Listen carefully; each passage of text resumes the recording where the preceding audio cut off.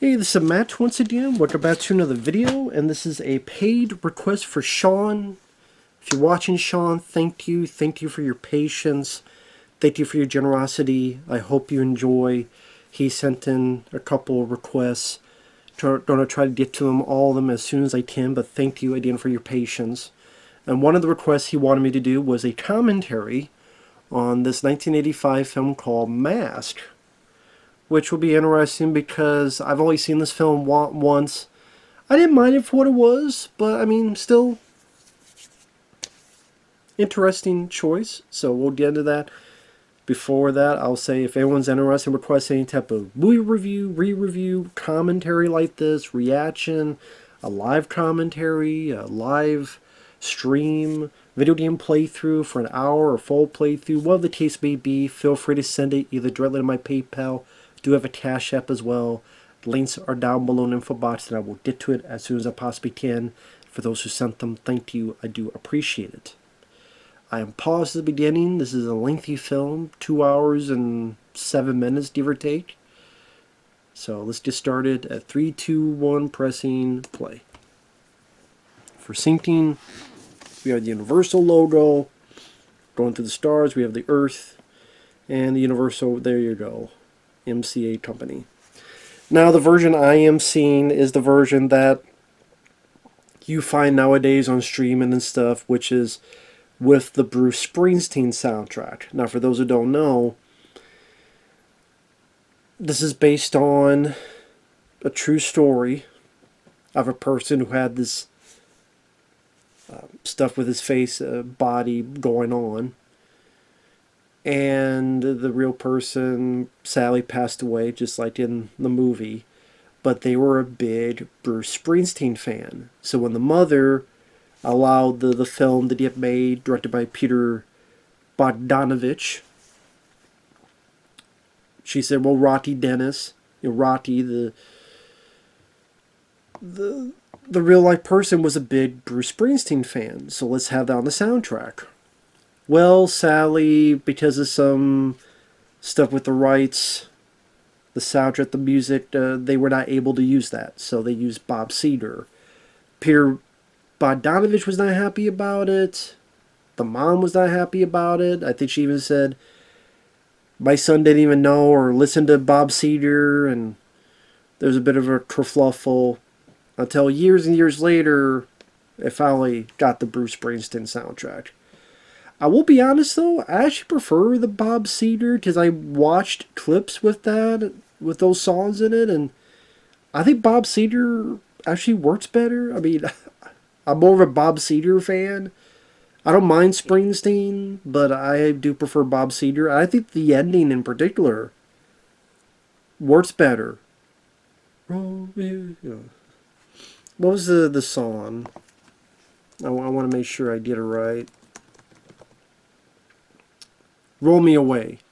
Yeah, roll me away, roll me away, roll me out tonight. I think that actually works better at the end compared to the song they have here by Springsteen, but that's just me. Peter Bogdanovich, the film I remember him most for directing is Targets. One of the last films Boris Karloff did. It wasn't the last film, but it was one of, I would say, the last good Boris Karloff film, where he's this Asian horror film star, and then while he's going through his remaining twilight years, at the same time there's this sniper that by the end starts sniping people at this movie theater, and Boris Karloff's kind of confronted with the real life horror compared to his horror films he was making about monsters and stuff. Like, oh, this is the real life horror. So I thought that was actually a pretty interesting film. Could have been better. I have some issues with it here and there, but that was a pretty decent one. So here we have Eric Stoltz as Rotti Dennis. As you can tell, he's a big baseball fan. Eric Stoltz.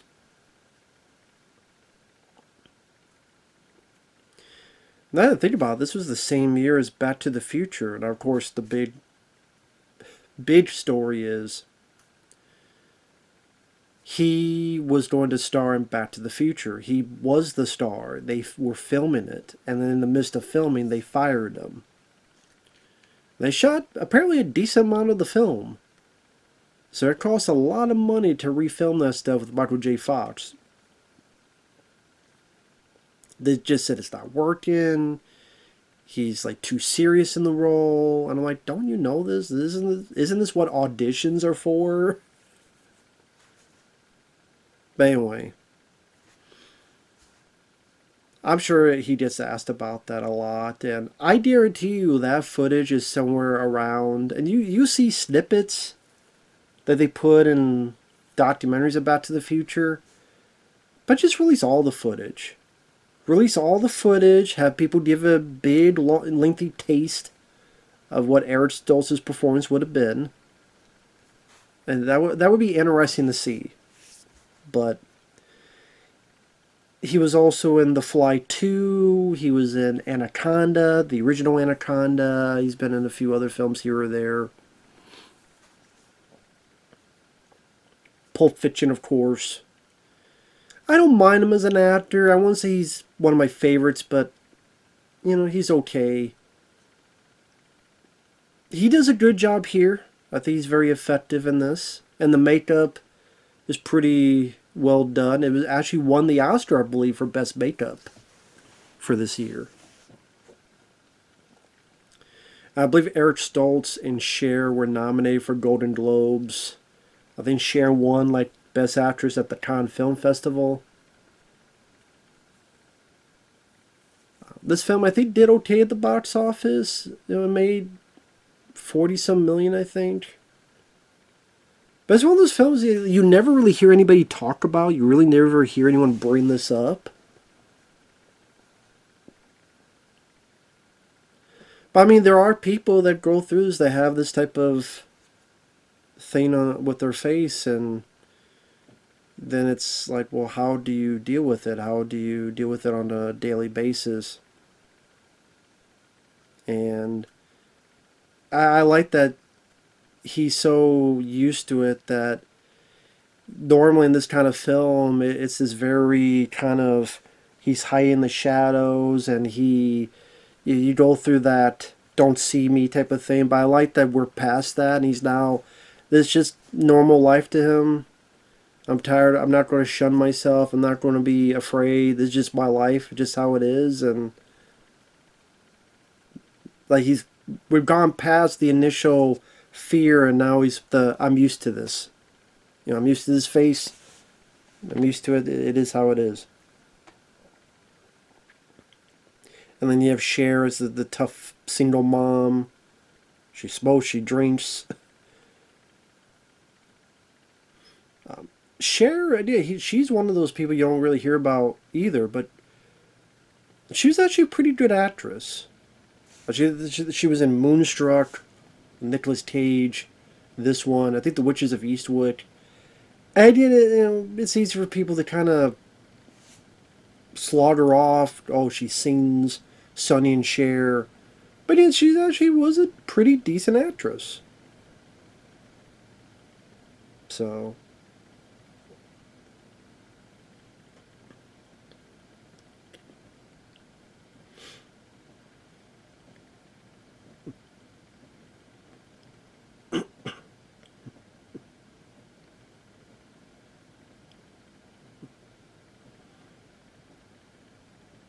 I like that there's this motorcycle gang family that they have. I always thought that was kind of cool. Now, I don't know how true. Oh, Steve James. The idea of special mention to the guy on the right here, Mr. Steve James. Always nice to see him. Miss him quite a bit. Of course, this man here, Steve James, was in American Ninja 1, 2, and 3 with Michael Dudikoff. He was in Avenging Force, also with Michael Dudikoff. He was in the Delta Force and the Hero and the Terror with Chuck Norris. He's one of those guys that should have been in a much bigger star. I think he was in I'm Going to Get You, Sucker. But got to a point that he was just kind of tired of being the sidekick. So he did a couple lead roles, Riverbend, which wasn't really big on. He did film with Reb Brown, Night Hunter. I forget what it was called, but the budget was really lacking in that. Sally, I believe he died cancer. He died way too young. Early 90s, way too young. Way too fucking young. But man, it would have been great to see him like Action Jackson, that type of movie, or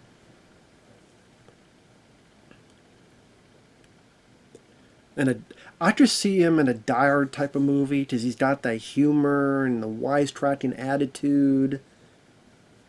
So as like the cop who's wisecracking, I did like a John McClane type.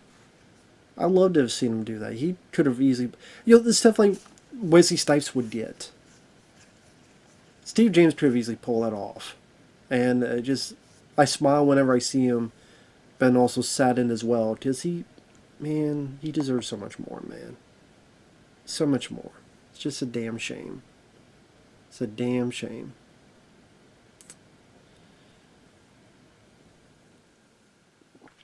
Now, of course, the other guy that's recognizable is the doctor who's on the right there with the tie. Andrew Robinson, of course, as the doctor. Vinton, I think is his name, who's holding the clipboard now. Of course, Andrew Robinson, he was the main villain in Dirty Harry. Also, he was in Cobra with Stallone, as well as the cops, who Stallone later on punches in the face. No hard feelings. He was in the first Hellraiser film. He's been in a lot of stuff throughout the years, and again, good character actor.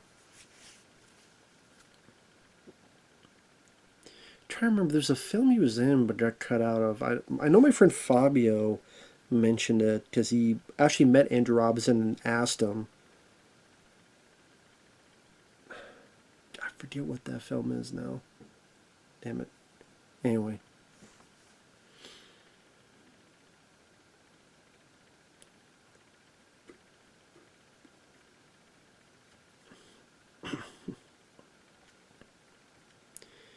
Here, Cher's talking about how many doctors have said he only has this amount of life to live, but then, has outlived it again and again.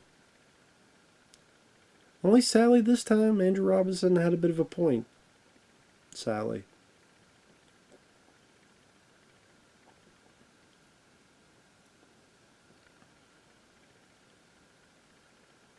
I mean, one thing you'll say about Cher's character, she's a flawed character, but she's definitely determined.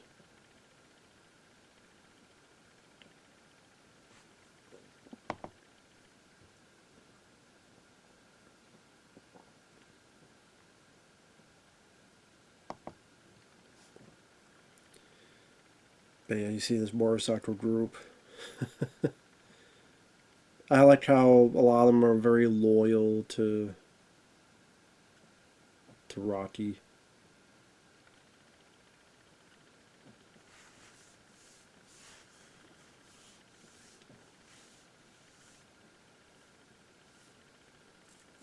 And now we have Rocky's buddy here, Lawrence Monessen.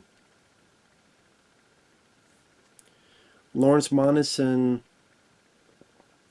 if he looks familiar, he was in Friday the 13th Part 4, the final chapter. He was the guy with,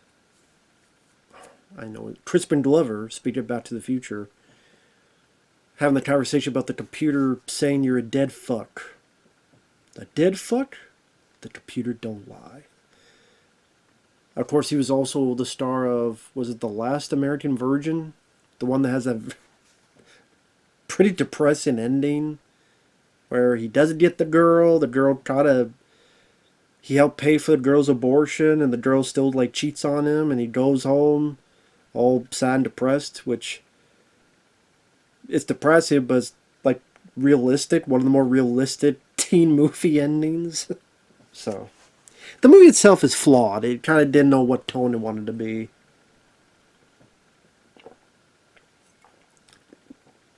I never got into baseball. Could never get into baseball. Baseball was just not for me. Watching the games. I mean, there's a couple baseball movies I don't mind. Major League is my favorite. I like Field of Dreams. There's a few others, but The Fan with Robert De Niro and Wesley Snipes. So there's baseball movies I enjoy, but or that involve baseball that I enjoy, but can never get into the sport. I lived in Iowa. I was born there. So if people talked about baseball, they talked about the Minnesota Twins and Kirby Puckett and a few others, but could never, never cared to follow it. If there's a sport I followed a little bit, it would have been basketball, maybe a little bit of football, but that's pretty much it. And even that, I haven't followed in years and years. I'll watch, highlights and have fun with that, but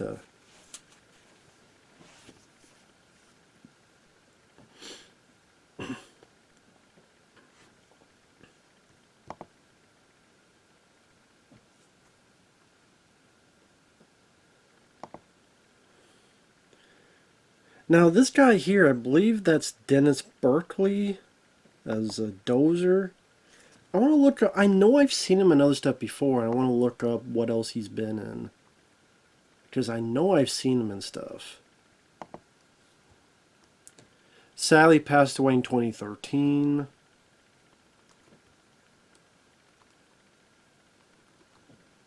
So I just want to make sure. Okay.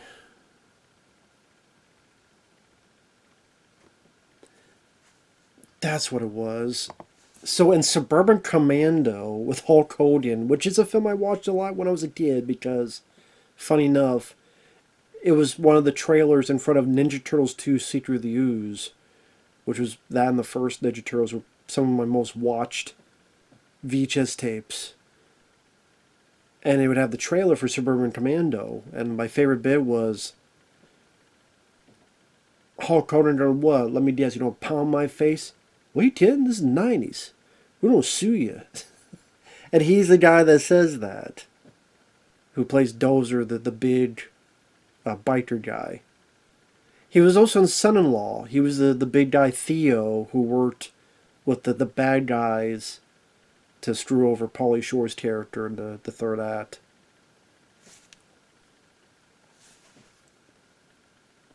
I knew I recognized him. But yeah, rest in peace to him.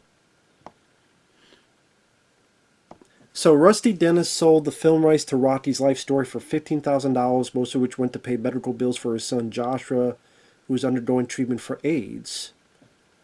Which, none of that is really in the film.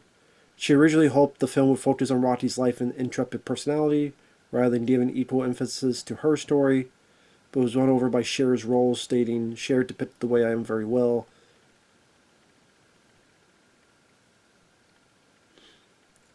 Due to an impasse at the time between Universal Pictures and Bruce Springsteen's label Columbia Pictures, or Columbia Records, sorry. Universal Pictures and Springsteen's label Columbia Records, the songs were pulled from the film and replaced with songs by Bob Seger. Rusty, she said, "I don't think Rocky even knew who Bob Seger was." Bogdanovich sued Universal for $19 million, alleging the film studio switched the music without his approval in violation of his final cut privilege. The Springsteen songs were eventually restored for the 2004 director's cut DVD of the film. So there you go. So yeah, it did win Best Makeup at the Oscars.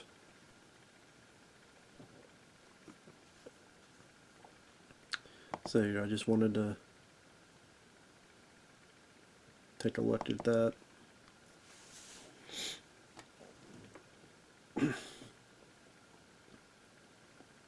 There's Dozer. There's the guy from Son-in-Law and Suburban Commando. This big guy here.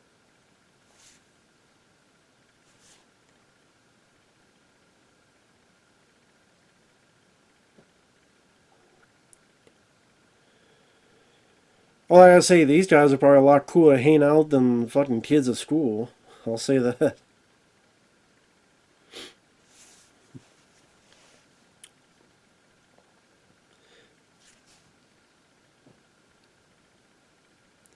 But yeah, they don't. I mean, the other guy having AIDS, they don't really go into. I guess they want to concentrate just on his story alone. There's Springsteen poster on the wall, but I actually think the Bob Seger songs work better for me. So we have this running motif about how he wants to take a trip through Europe, a biking trip, I believe, with his buddy. But then later on, his buddy's like, "No, I can't do that. Won't do that." All that stuff. I think like his fathers kind of force him to work at a job or something. Which I mean is not the guy's fault. I mean you can't blame the guy if it's like, well, yeah, what we don't do for money, all this other stuff. I mean it's a nice dream, but it's like, well, what are you gonna do? I mean for money and all that. So that's why the guy was smiling. That's why the guy was smiling. The big guy.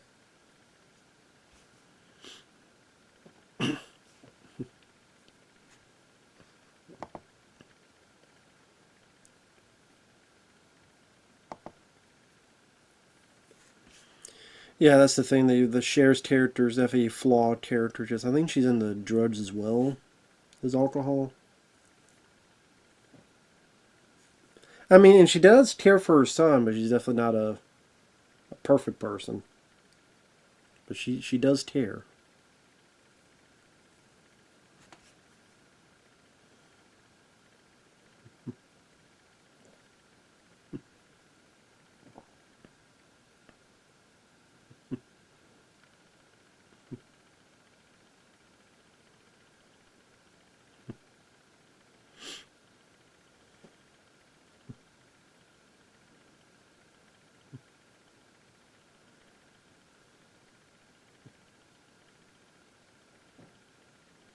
Wonder how they got that puppy to stay asleep there.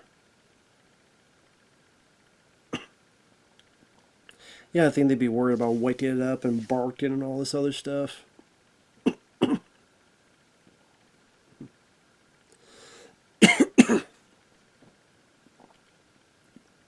Try to remember what Cher's character does for work to afford pretty big place.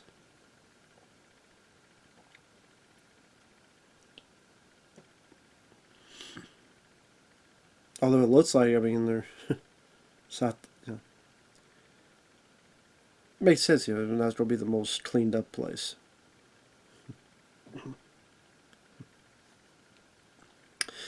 But yeah, this came out in 1985. 1985 was such a crazy year for movies. I mean, just for action films alone. And I'm a big action movie fan. So you have Rambo First Blood Part 2. You got Commando. You got American Ninja. You got, was it Invasion USA? I believe with Chuck Norris. You got Death Wish 3, I believe. It's a pretty crazy year for action.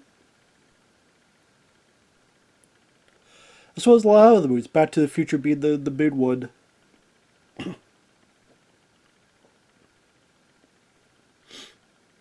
Can you imagine that though? You're Eric.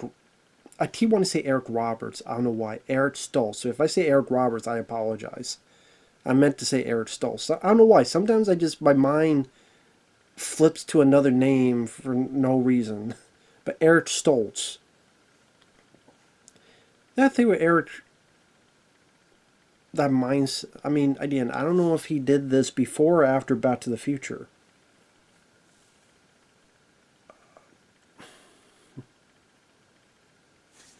I could. Let me check real quick because I'm kind of curious. See if they say when it filmed.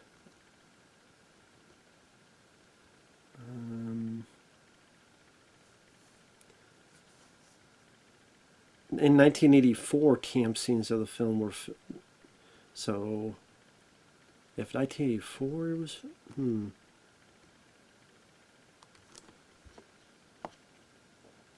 Came out March 1985.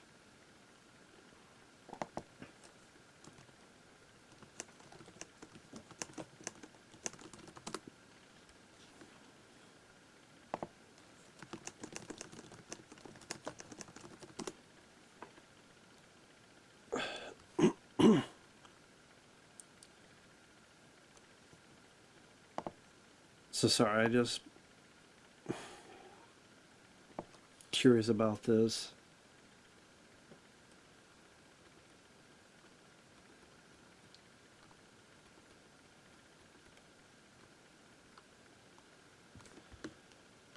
So Mask was filmed, it says, from May 1984 to July 1984.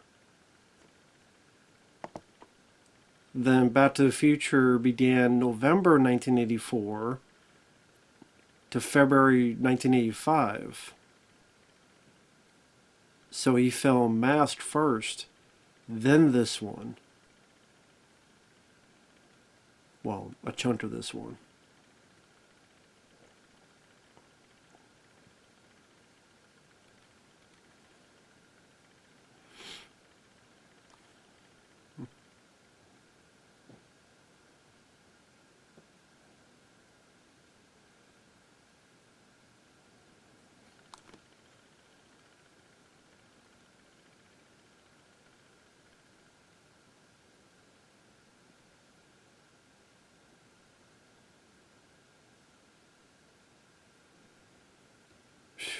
Man. Okay, I just want to, I couldn't help out, I'm just curious about that. But imagine that. Imagine that you're filming this movie, you think everything's going to be fine,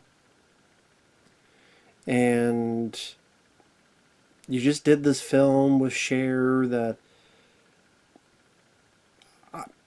I'm sure you did because, number one, you have to be the star of a film. Number two, the joy of acting. But there's probably some part of you that goes, maybe this will get some awards or something. Maybe. So you do that, and then you go on to this other film, bigger budget film, and then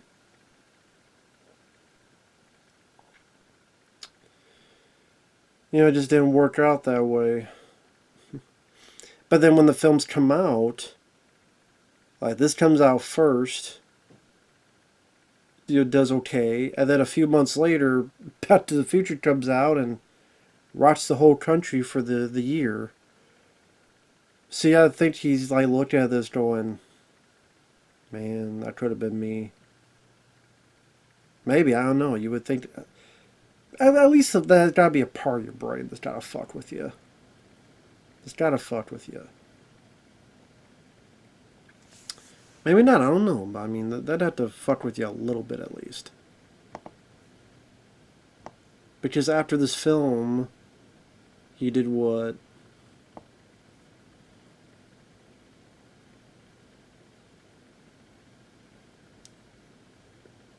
He was in a film called Codename Emerald. Some Kind of Wonderful. Forgot about that.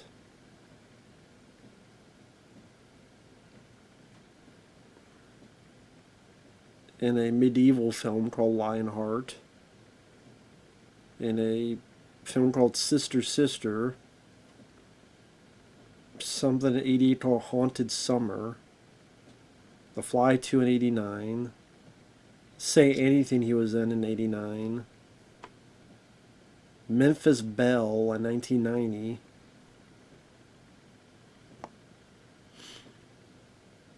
Singles, I remember that having a little bit of popularity at the time, 1992.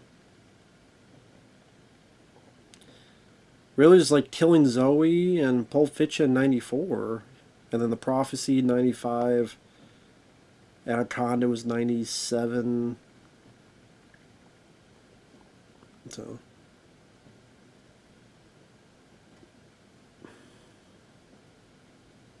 he's continued to work throughout the years. TV work, movies.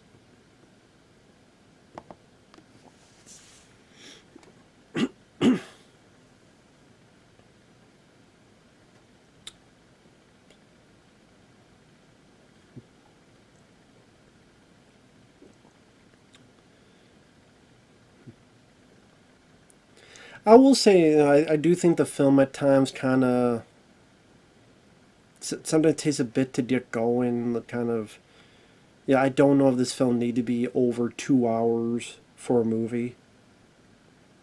I got Sam Elliott,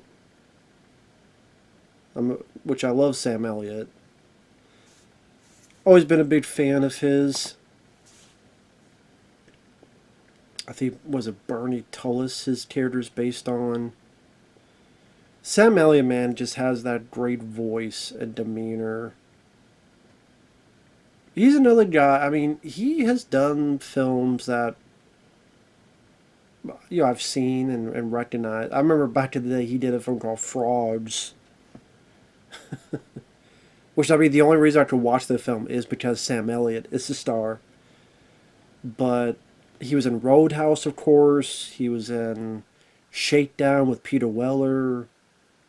He did a western with Tom Selleck at one point. Was it The Sackets or something? But I would say Roadhouse is the film I remember him the most for. That and his bit role in The Big Lebowski. You always curse so much. What the fuck are you talking about? Because I love The Big Lebowski. It's one of my favorite comedies ever. But that one and Roadhouse are the two I remember the most for Sam Elliott. But he was in the 2003 Hulk film. Trying to remember. He was in this film called The Final Cut, where he was like a bomb expert.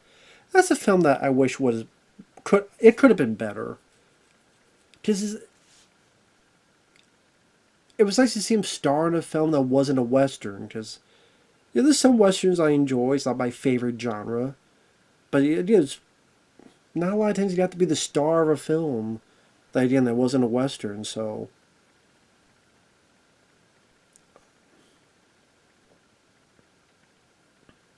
I thought he did a pretty good job here.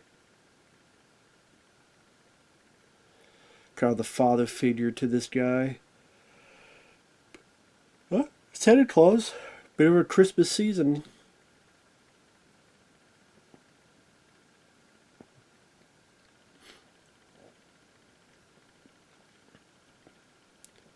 So you have you gotta think here's a kid who looks like this and will talk, try to be funny, tell stories to relate to the other people.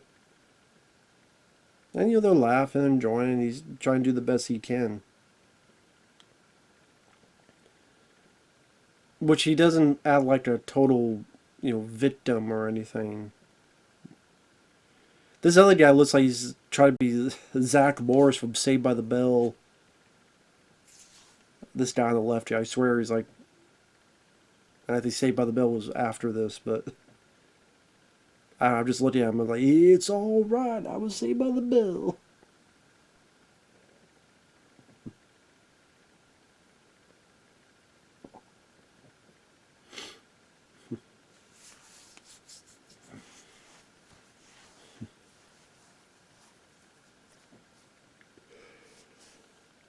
I'm sorry if there's going to be silences in this because I've only seen this film one other time.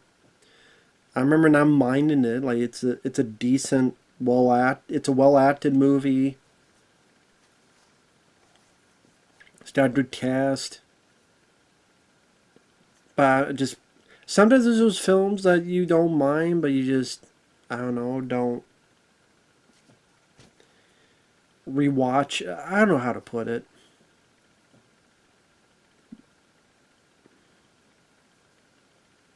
When you're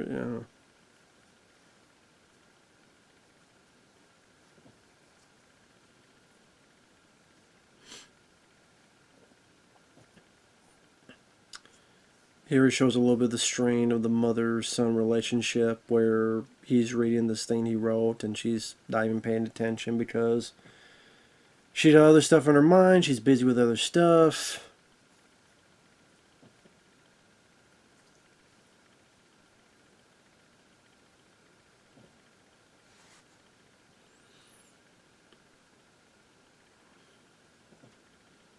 I think unstable was the way someone described the character, which you can see. I think everyone has those moments where you just get frustrated with your parent. You get frustrated with they don't listen to you. They don't, you know. You talk, but it's like talking to a void. I think a lot of people can relate to that.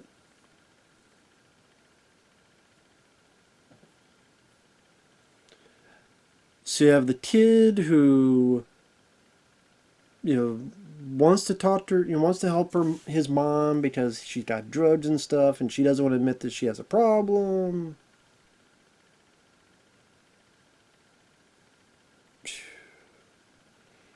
That the kid means well, but again, you know, someone who's a drug addict, they can't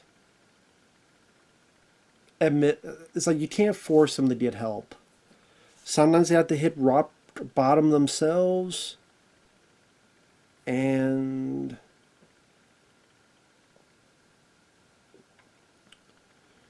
hit rock bottom and, you know, find out for themselves on what to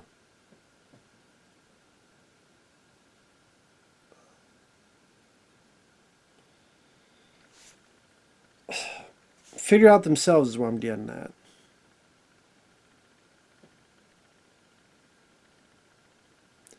Figure out themselves on how to get out of that hole they've dug themselves into, which is tough. It's tough.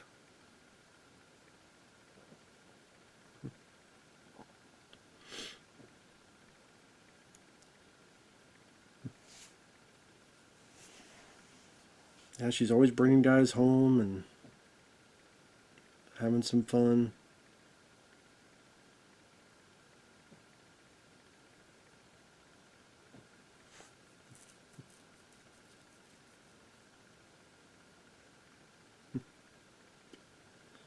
So,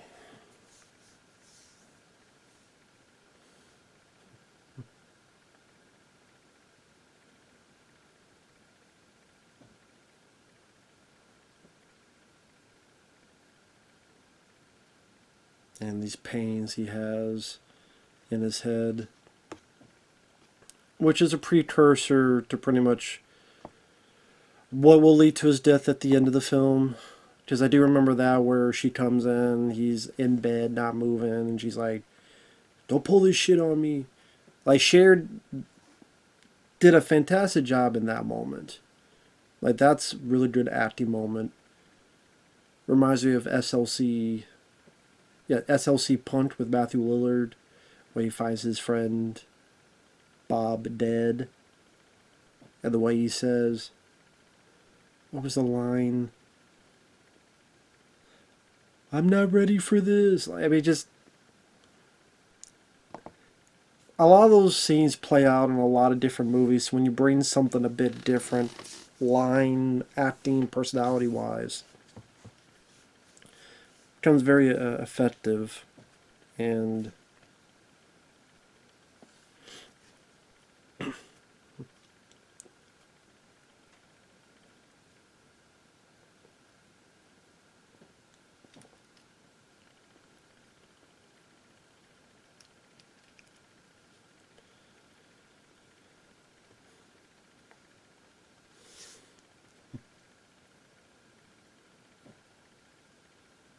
so I just trust me, I'm gonna run out of shit to say because it is over a 2 hour movie. I don't have any, you know, personal stories or, you know, seeing this film, you know, knowing it front to back, up and down type of stories and info.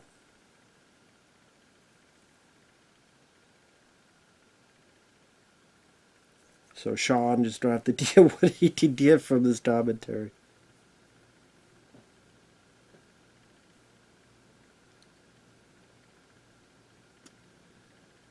Wonder if her day left with blue balls.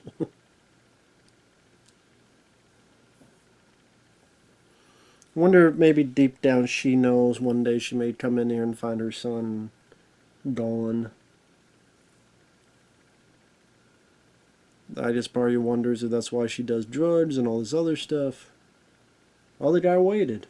The guy actually waited. What's more than pudding? He's gonna get it. Ah, there's the, I was gonna say, where's the dog? Got a cat there as well. Got a bunny.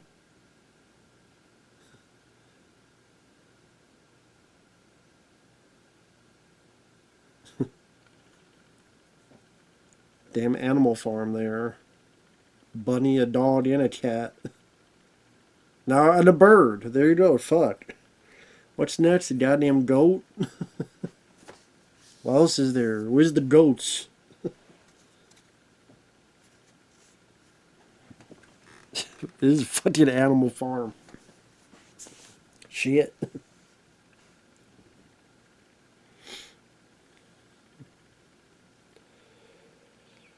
Let's see with the 80s. Like, everyone had such big ass fucking hair, too.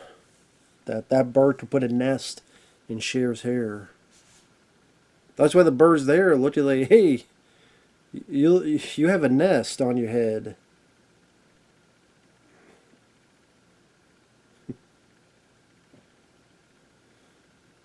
Big ass hair. Like, no one has big ass hair like that anymore.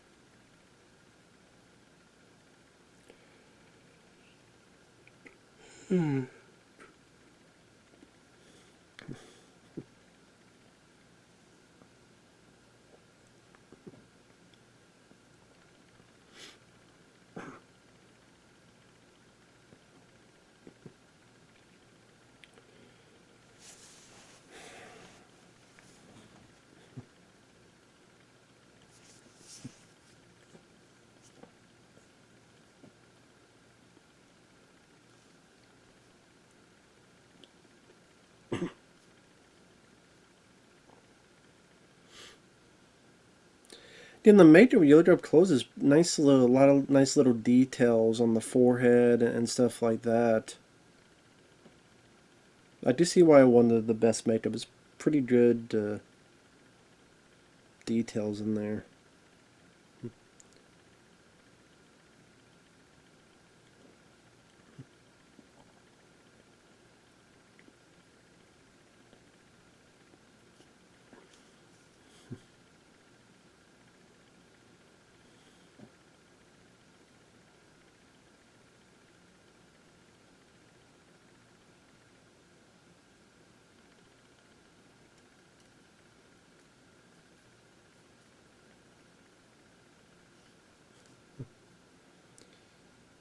Trying to look at this fair here.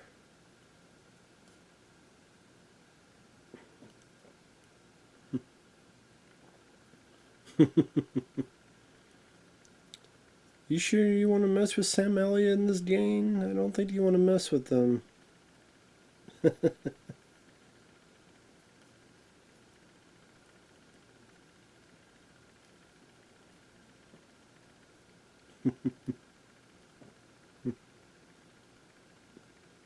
Damn bumper cars.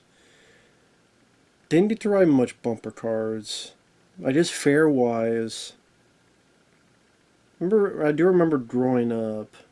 Like I said, I was in Iowa. We went to, as a family, we went to Disneyland once. We went to Walt Disney World once, me and my sister. I don't know why my brother didn't come along, but it was just the two of us and my aunt to Disney World, Universal Studios, Florida. Then years later it was Disneyland and Universal Studios Hollywood. Other than that, there's a place called Valley Fair, Minnesota. Went to a handful of times. I think there was a place at Adventureland. Went there once or twice.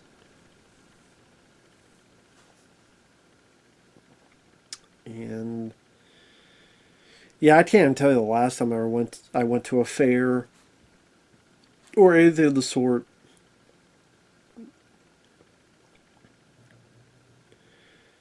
Of the rides, I mean, roller coasters were always my favorite. Bumper cars, I didn't really get much riding in them. What else? Never really got to go through a fun house. Never really got to experience that.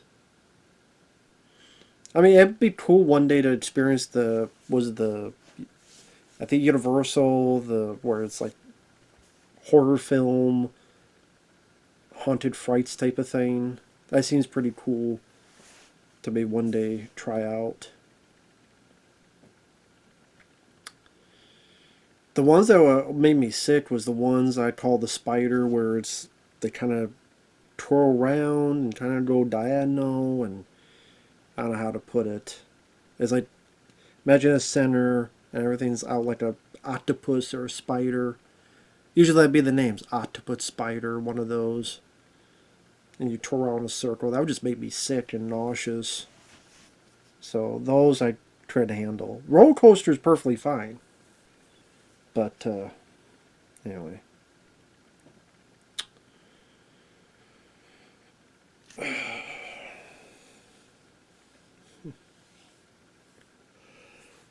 Yeah, she's sleeping with everybody, ain't she? Sleeping with everybody.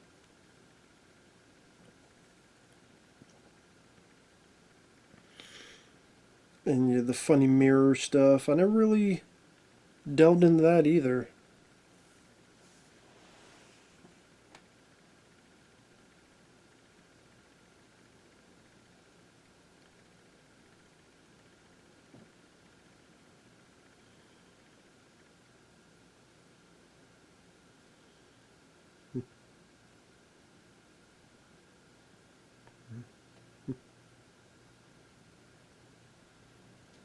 Hmm.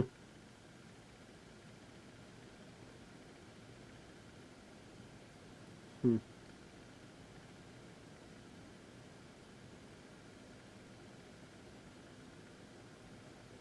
Hmm. Interesting moment. The what may have been if things had worked out body wise, what his face would have looked like. An interesting scene. Again, I don't mind the film. I think one of my issues is that it's just kind of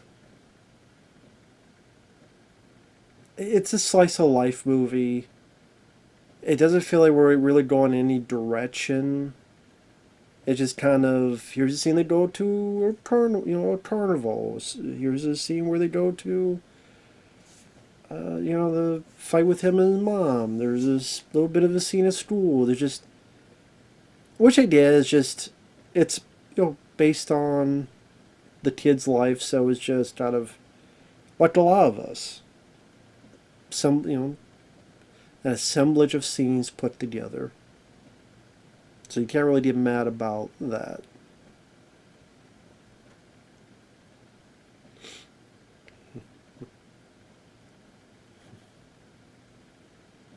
And yeah, I just don't know if the movie needed to be over 2 hours. That's really one of my few complaints about it. It does feel long.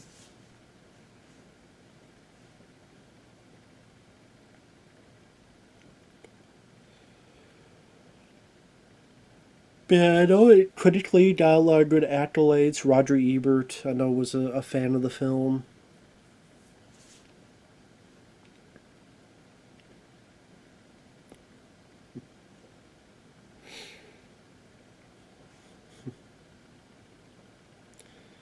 Yeah, I think like this guy here, this kid, I don't know what age he passed away.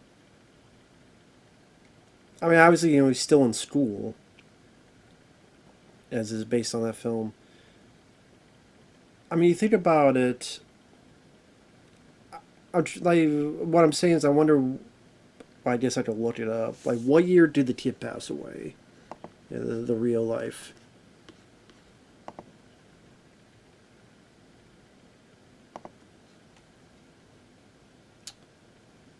Sclerotic bone disorder. 16 years old, 1978. He passed away.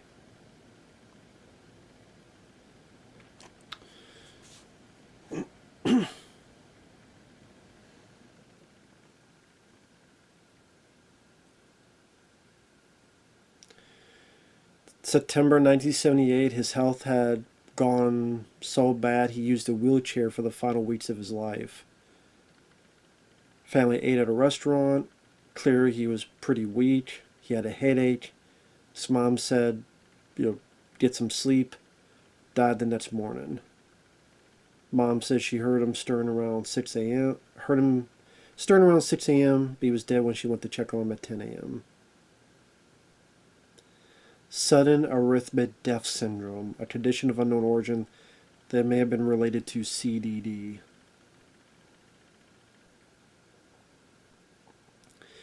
Loosely based on Dennis's life, most of the scenes and dialogue were altered for dramatic purposes.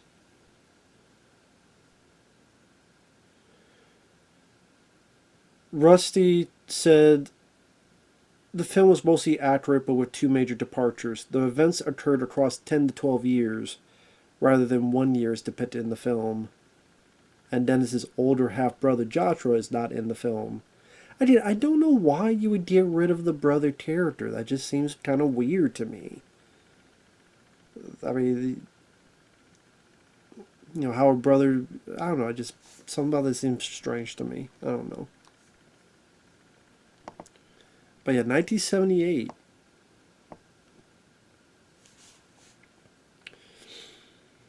I think about, you're 16 years old. So...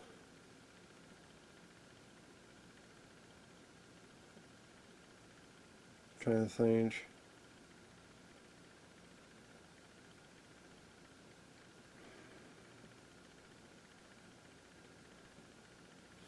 Trying to think how old he would be. So if he was 16 in 78, 88, 98, 08, 18, almost at 28. So that's 50. 64 years old? Maybe he'd be about 64 years old? Maybe. My math may be sucking it.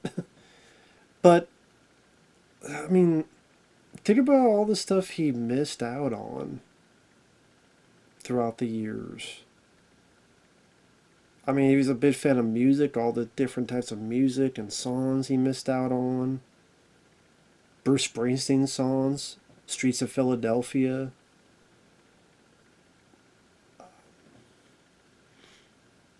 Movie-wise, if you got into movies, Alien, Predator, RoboCop, all these films. Sports-wise, all the stuff you could do, all the stuff that's happened within sports. I don't know, just one of those things, the internet, all the stuff you miss out on.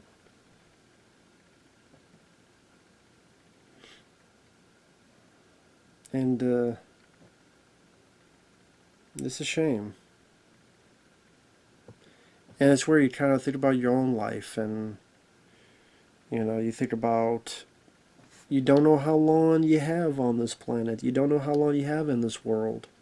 Because none of us do. It could be next month. It could be a decade later. It could be next week. You never know. And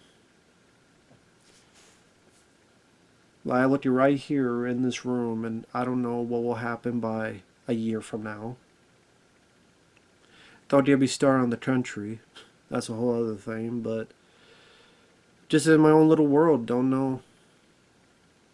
So you just take stuff day by day and enjoy each bit of it that you can. And strive to enjoy each day.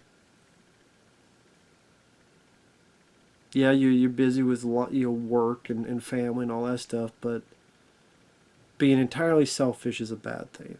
But be a little bit of selfish for yourself. Be a little bit selfish. Whether you're busy with X, Y, and Z reasons, take some time to watch a movie or listen to a song or play a song or watch a show or anything in between. Take a little bit of time for yourself. Because life's too short, and then you wake up, you're 70 years old, and you're wondering what happened the last 20 years, 30 years.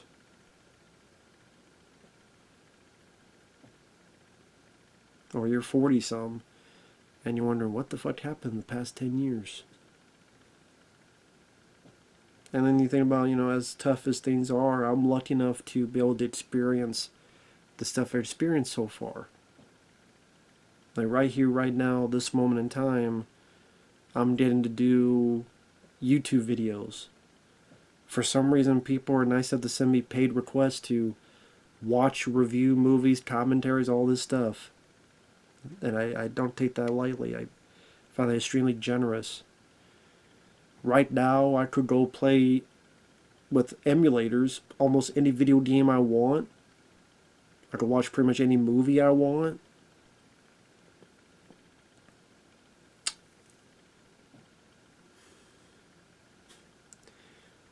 I got my mellow yellow.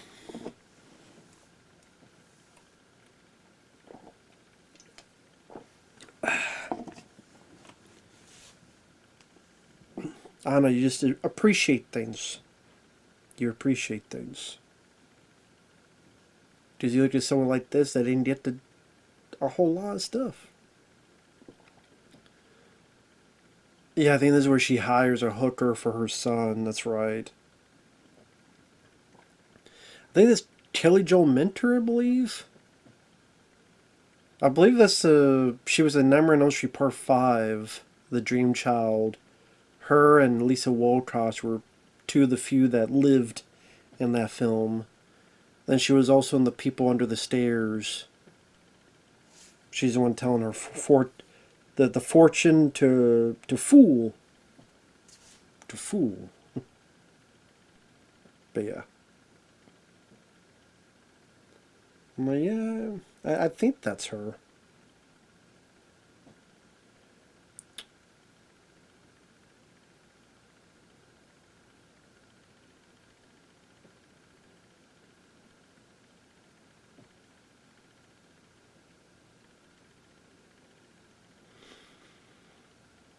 I don't blame him for feeling this because it's embarrassing. I mean, think about if you're in a situation that your mom pays for you to get laid. I mean, that's pretty damn embarrassing.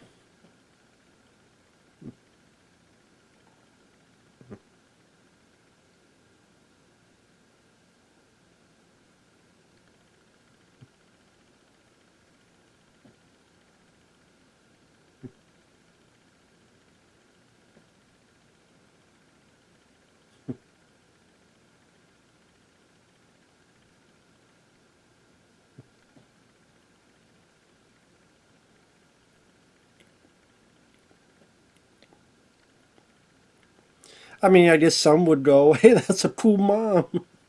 I guess it depends on your mindset. I mean, some probably would want a parent to give them a hooker. I wouldn't. It's like if I need a hooker, I'll get it myself. Never done it though. I've never needed a hooker. I'm not against it, but I just never happened. Plus, they don't have them around here anyway, so it wouldn't matter. I guess nowadays people would have done what the Craigslist thing. Well, they got. I guess they got rid of the Craigslist thing. I don't even know. I guess online, whatever sites. But yeah, they don't really have hookers. At least again, not here. I did check his. I mean, I'm still a guy. I'm curious, but no. Just seemed, which the whole thing just would seem awkward. At least I would think. But if you do it, I mean, no, I'm not gonna judge you. Just be careful they don't steal your shit or your wallet, and that they're clean. Because if they're not clean, you're fucked, and your dick falls off. I think that was the other thing too. I would be worried that either my shit would get stolen or my dick would fall off or what the deal was. So I'd be too worried about it.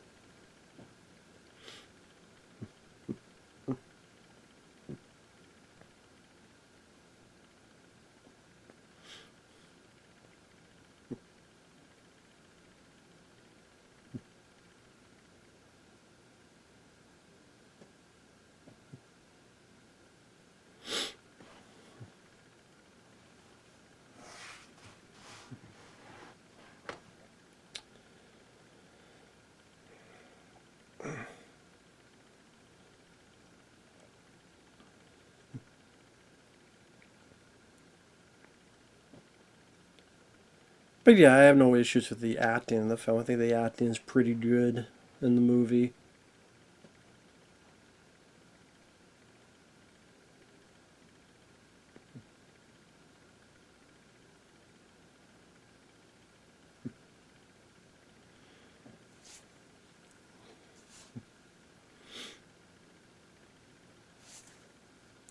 Yeah, we're about halfway through the film.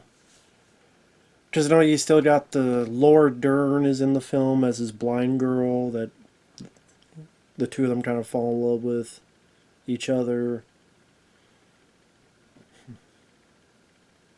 You still got the stuff with the grandparents. Because I think the grandfather likes him, but has issues with the his daughter, aka Cher, her character.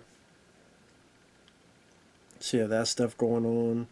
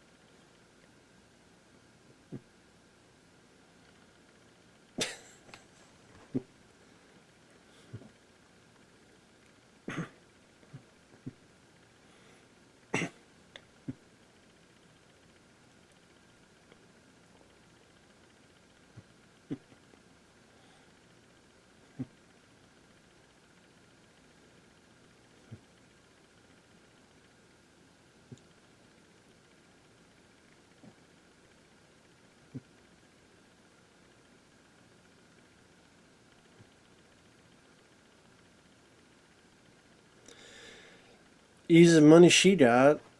She didn't have to do anything but listen and talk. So there you go.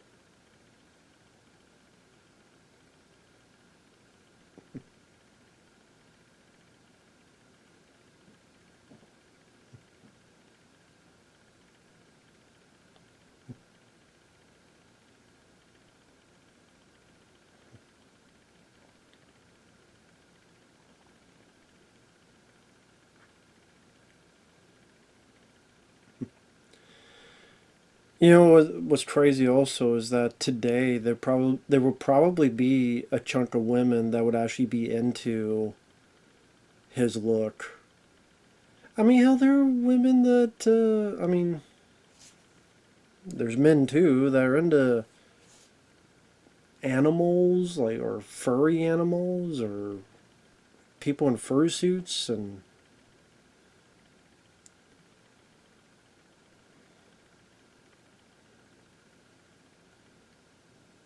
you just go on like some kink website or something.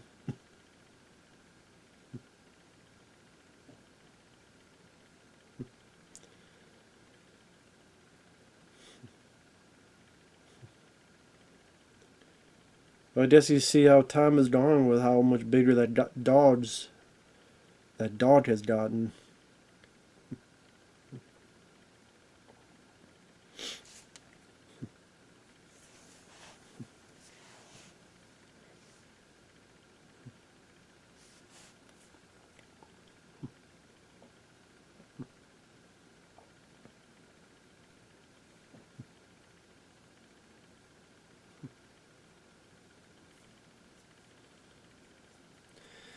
But yeah, I guess I'm trying to, as I'm watching this, think about how this film, like I said, it's not really. Let's be honest. How many times do people actually think of this film? Let's say the past 5 years. Nobody. I mean, the anniversary would have been last year. Nobody brought this film up. No one thought of this movie. Neither did I. And again, I don't think it's a bad film. I think just because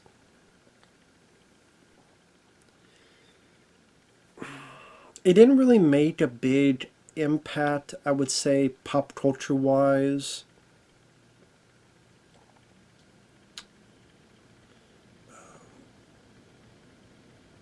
It's not really a film that got referenced a lot in other pieces of media, pop culture, to keep the title, the film alive.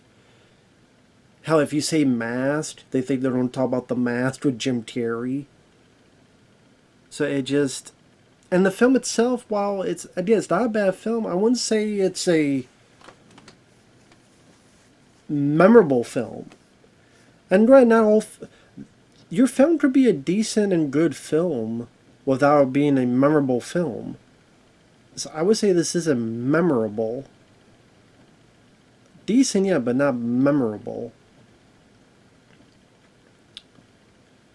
There's not really scenes that really, again, poke that bubble of pop culture. Well, okay, like E.T. Well, I mean, that became a huge success. So, I mean, I'm trying, like, okay, let's go like films in 1985. If I do 1985 in film.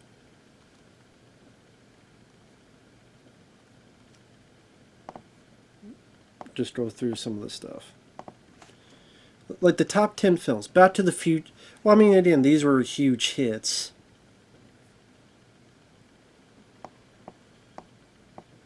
And even some of them, like Out of Africa was a big hit. Robert Redford, Meryl Streep. Idea, who the fuck talks about Out of Africa?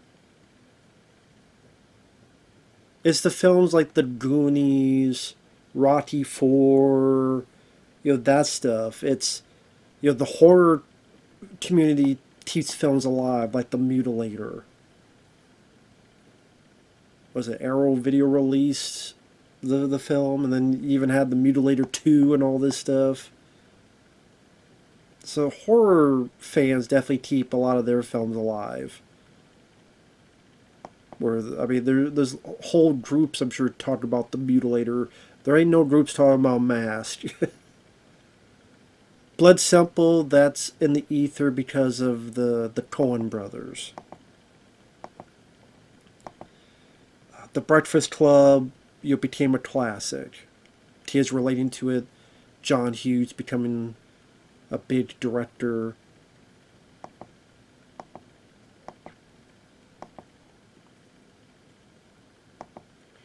Ghoulies, they had a franchise of 4 films. Like I said, horror films always get a new lease in life later on in home video.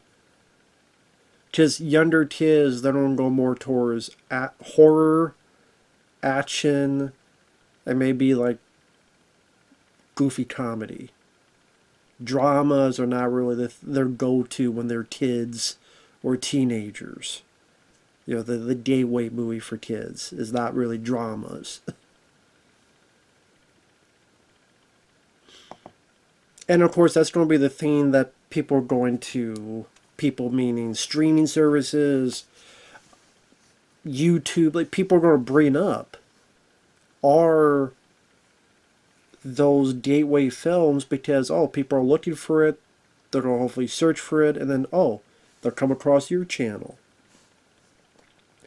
So, which is going to bring more eyes to a video talking about, I don't know, let's say Friday the 13th, part anything, or Mask. You talk about Dr. Giggles, this goofy horror film, or Mask. That's just the way it works. And with the way, there's so many films that come out nowadays and so many platforms, streaming platforms, the older films to get buried more and more so, that you really have to search, and people like, hey, what films came out this year? And oh, there's this film, there's that film, and then they find films and they find out this film and that film exists. And I think physical media definitely helps when people really hone in on a physical media platform like a Vendor Syndrome or Arrow Video or at one point Stream Factory, and then oh, that's released. What's that film? Then they look up that film, and some buy every single fucking film, and some films get found because of that, or discovered because of that. I mean, there are times where people go, I've never seen this film, but I saw it because Arrow Video released it, or Vendor Syndrome released it, or someone else, so.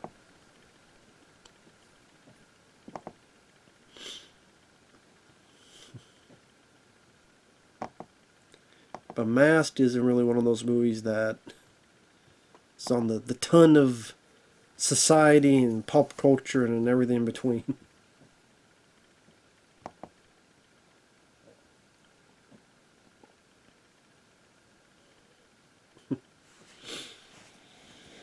But there's nothing wrong with that, because it doesn't mean it's a bad film. Hell, one of my favorite films of all time, which is getting a 4K soon by Tino Lorber, is Uncommon Valor, which came out in 1983.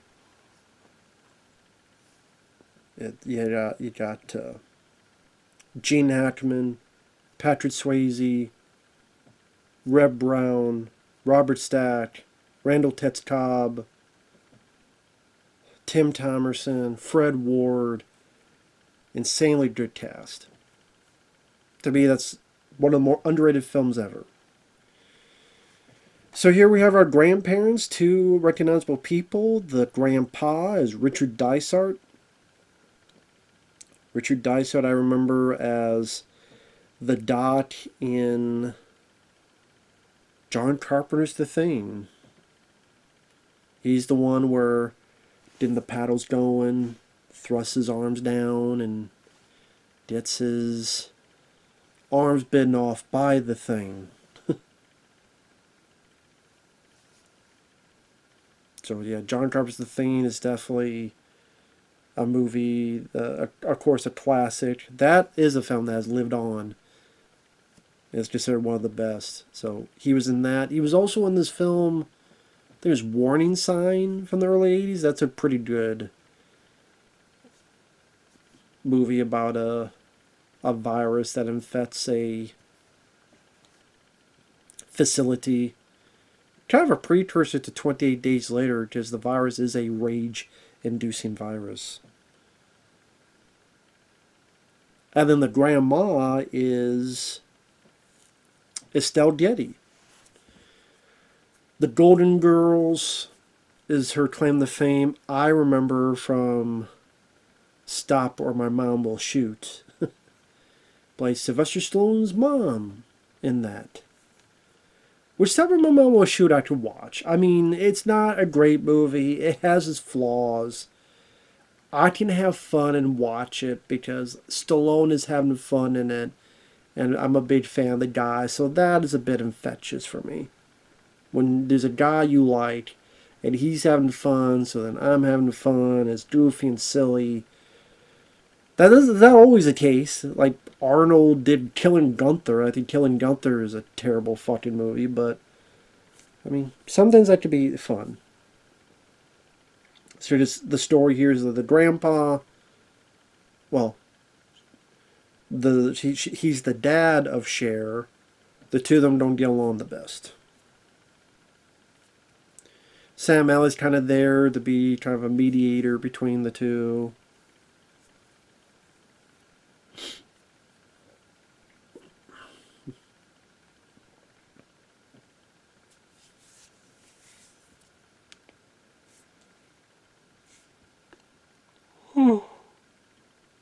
Sorry about that.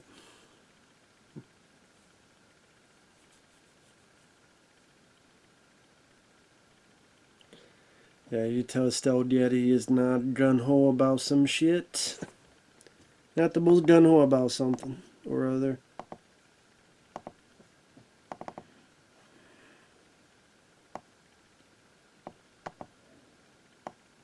Sorry, just doing Trying to do multiple things at once, so forgive me. Trying to do multiple things at once.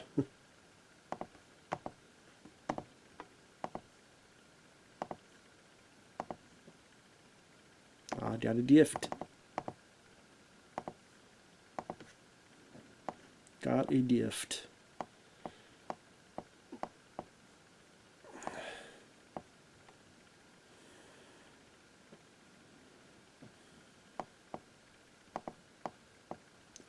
Man, me trying to do two things at once.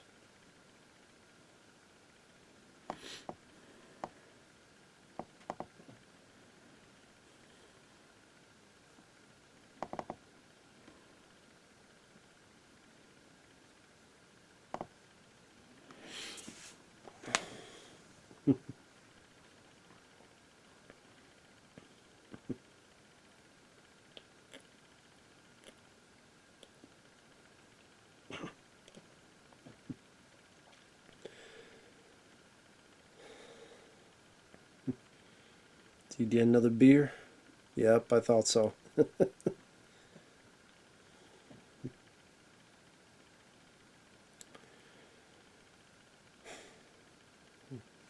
Sadly, I mean, with social media, I mean, I don't know why this popped in my head, but with the ability to be on social media,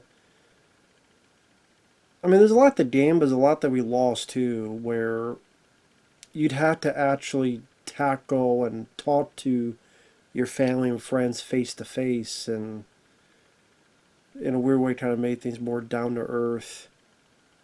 And then you weren't worried about the world. You weren't worried about, and you wouldn't know unless you watched the news. So you just worried about your own damn problems, your own damn issues.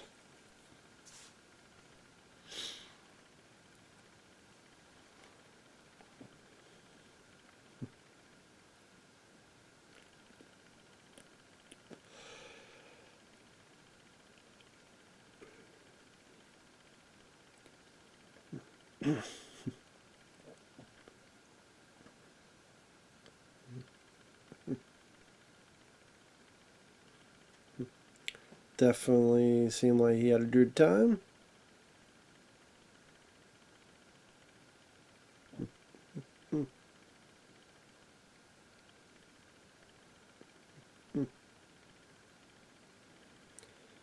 I was going to try to hide that from the grandpa.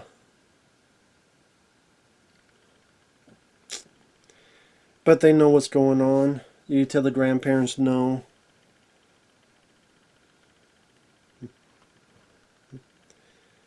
And Estelle Getty's like doesn't want to fight between the two, and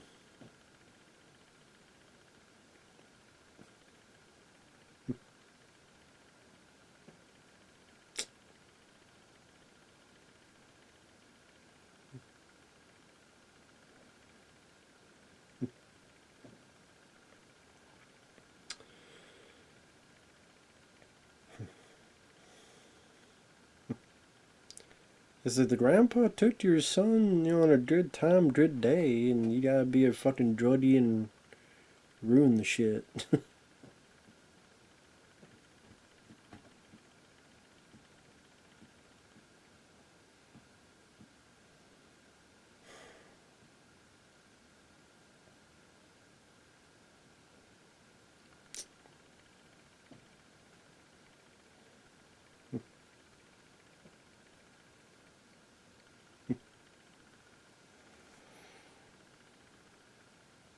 But that's probably a thing with a lot of parents, is that maybe their father or their mother treats the grandson, granddaughter better, like how they themselves felt like they should have been treated. So it's like they don't treat their daughter or son that great, but then they treat their grandson and granddaughter a lot better and a lot more healthier, a lot more positive. So maybe sometimes a bit of jealousy in there. I'm sure this happened to quite a few people.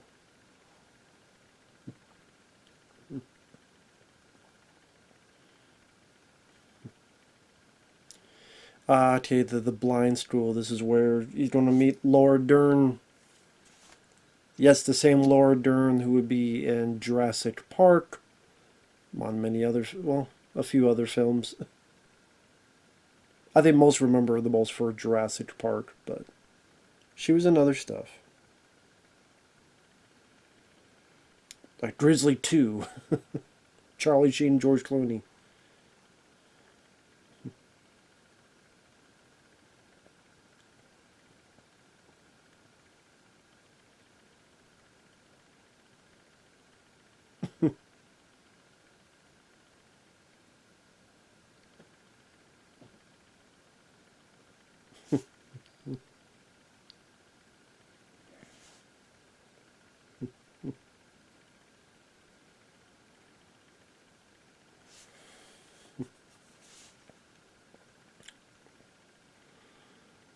Sorry, man, not much to say other than that guy has a really blue shirt. There's Laura Dern.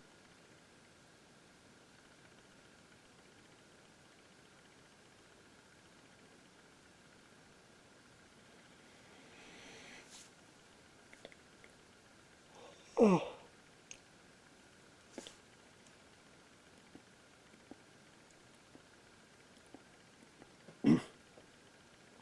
I got those headaches and pains again.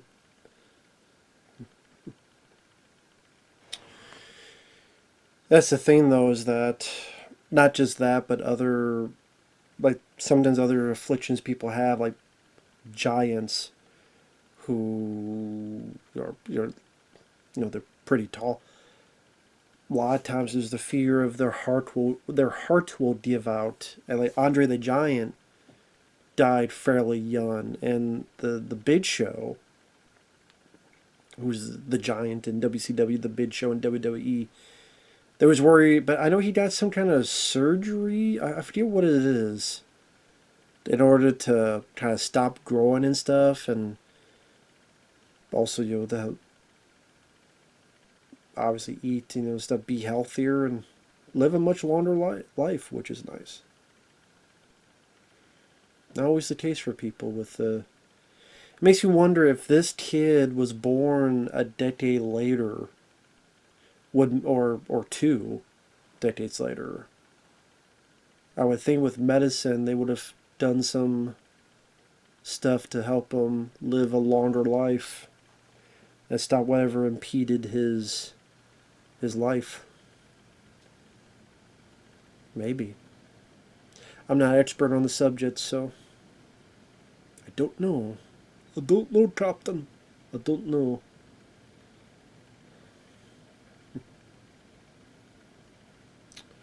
Horses. I know. No shit, it's always Mr. Ed. Lardner's pretty lady. Not too bad looking. And it's funny because her mom starred in Carnosaur, which was a ripoff of Jurassic Park. Well, yeah, I think that's pretty funny. Yeah, Jurassic Park, you had Carnosaur, one starred the daughter, one starred the mother. Although Jurassic Park is a much better movie.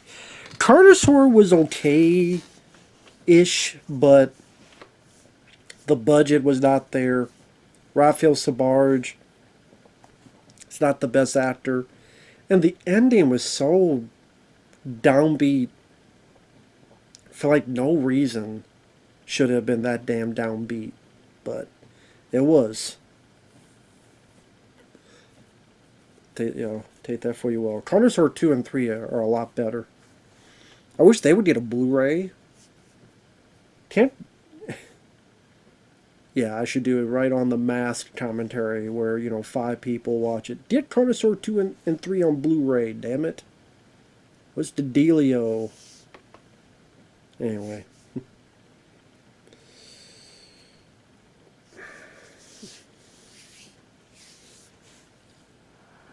Yeah, I'm sorry I keep yawning.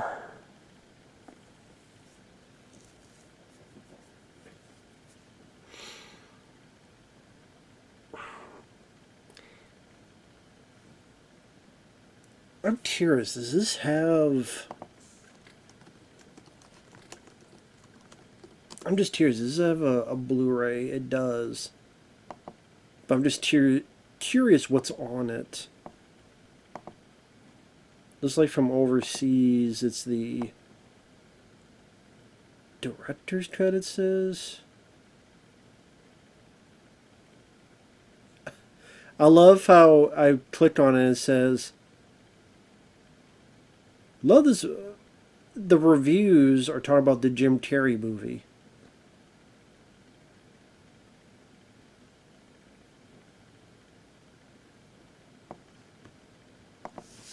So, I mean, to be fair, this is the director's cut, so it's a longer film. So I don't know how long the original cut of the film was.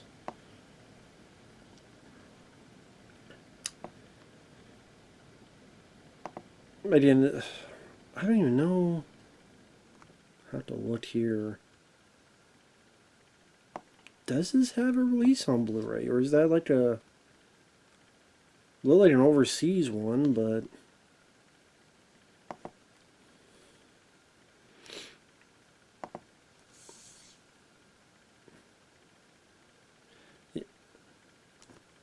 there's one at it says here for Walmart, and it's an overseas one, but it's a Walmart apparently. Orbit DVD. Yeah, Orbit DVD has it on Blu-ray. It's Region B though. Interview with the director. That's it. And it is the director's cut with the Bruce Springsteen. See, yeah, I don't know if this really has a Blu-ray in the U.S. Now I think about it. Huh.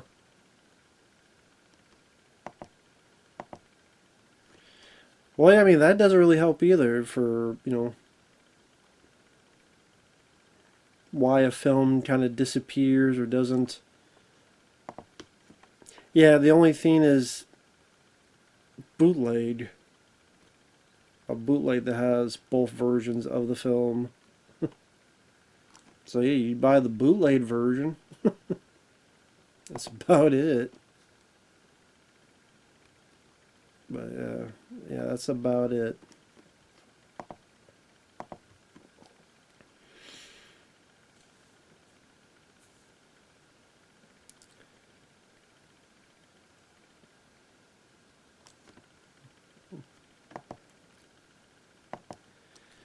But yeah, there's a lot of stuff. I mean, that doesn't have a Blu-ray or anything of the sort.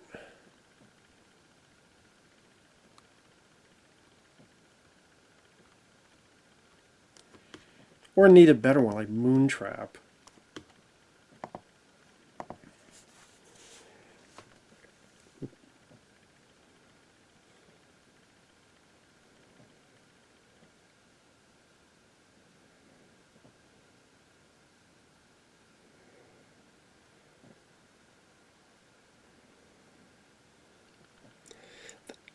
That Moontrap Blu-ray, I was just looking through like the what the person had.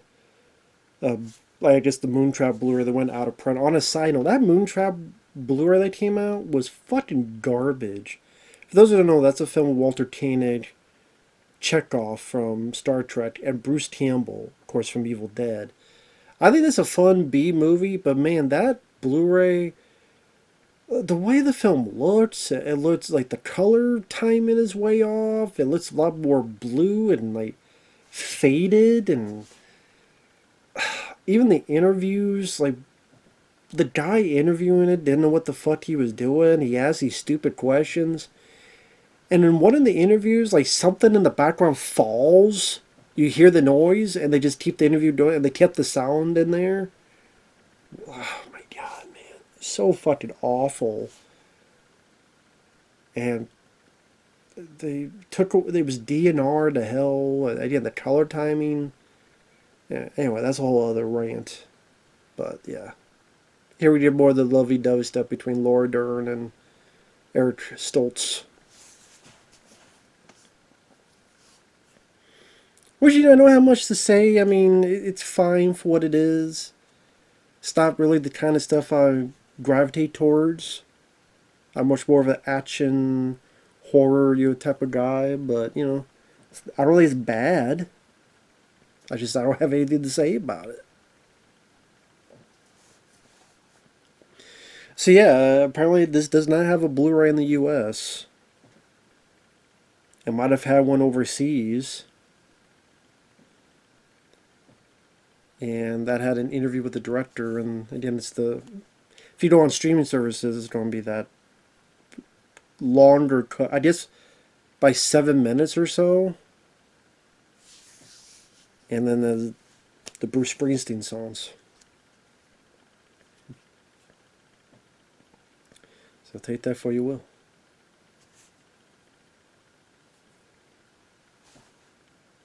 And this romance doesn't go the best. I think her dad or whatever says, "Fuck that kid." Fuck that kid. I mean, that's pretty much what happens. Fuck that kid.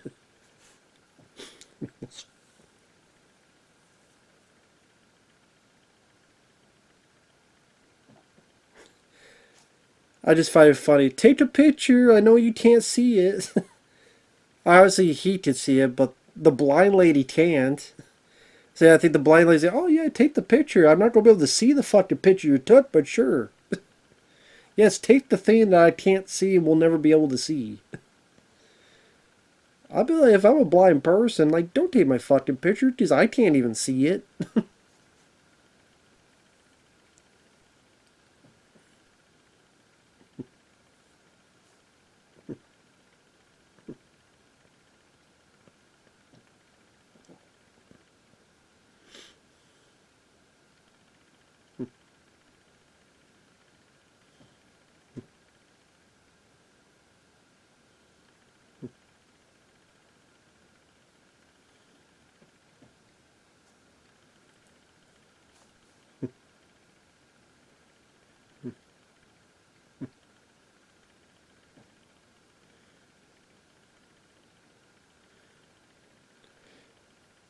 Really, you don't give this blind lady like a hot burn her hand. Let's burn the blind lady's hand. Why you want to burn the blind lady's hand?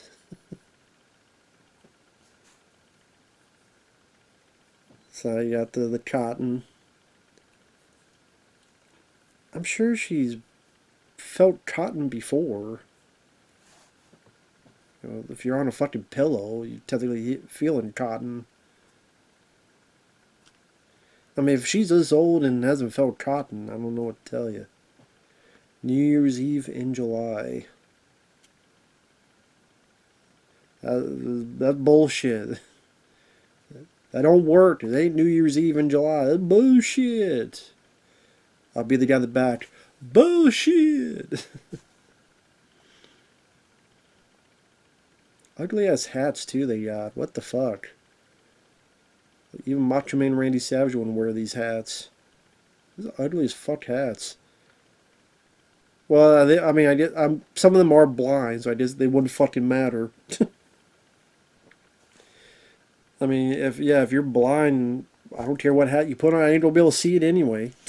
So there you go. Is that like the groove? Like, I'm gonna give all the blind, these ugly hats.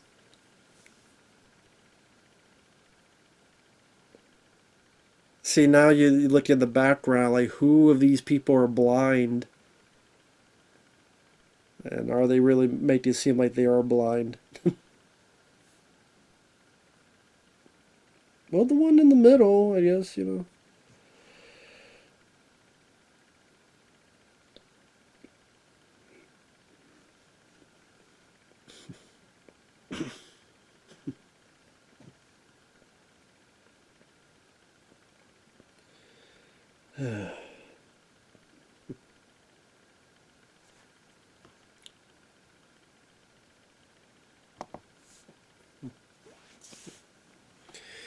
Yeah, because I think coming up, you get a bit of the lovey-dovey stuff.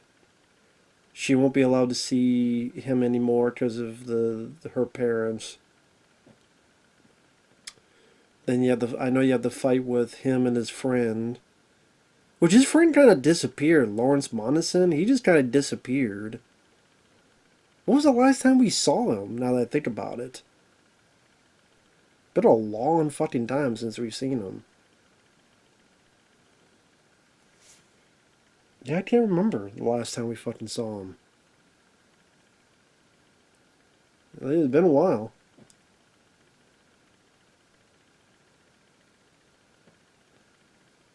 Huh.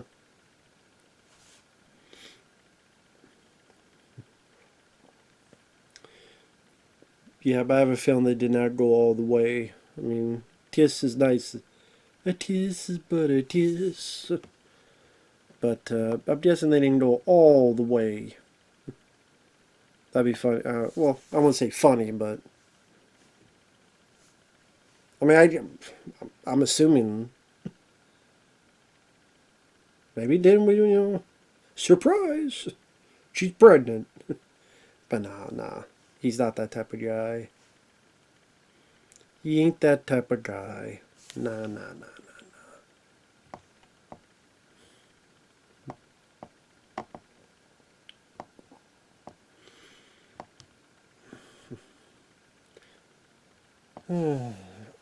Okay.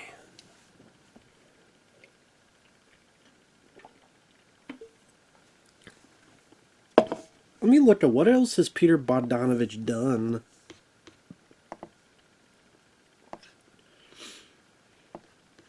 I mentioned Targets. What's Up Dot with Barbara Streisand and Ryan O'Neal.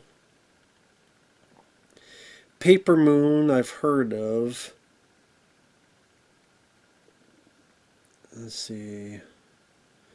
After this, he did Illegally Yours, a film with Rob Lowe, 1988. A series of comic mishaps take place involving a blackmailer, a corpse, an incriminating audio tape, an innocent woman who accidentally picks up the tape, and a pair of teenage blackmail victims.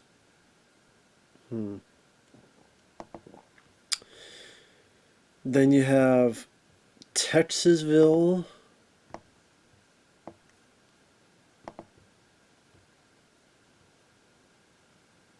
(1990). Jeff Bridges and Sybil Shepherd. Noises Off, which I think I've heard of this film. Maybe I'm getting confused with something else. Michael Caine, Carol Burnett, Christopher Reeve. Yeah, I've heard of this. John Ritter.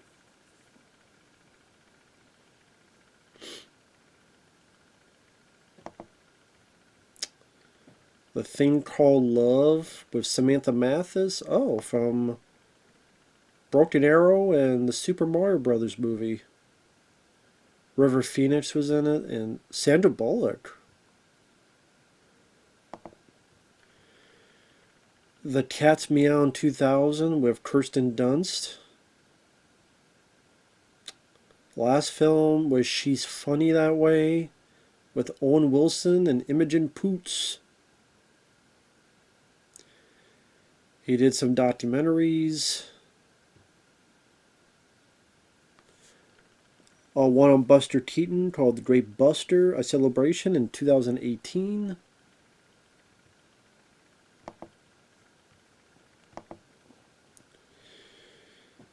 Let's see, he did some TV movies.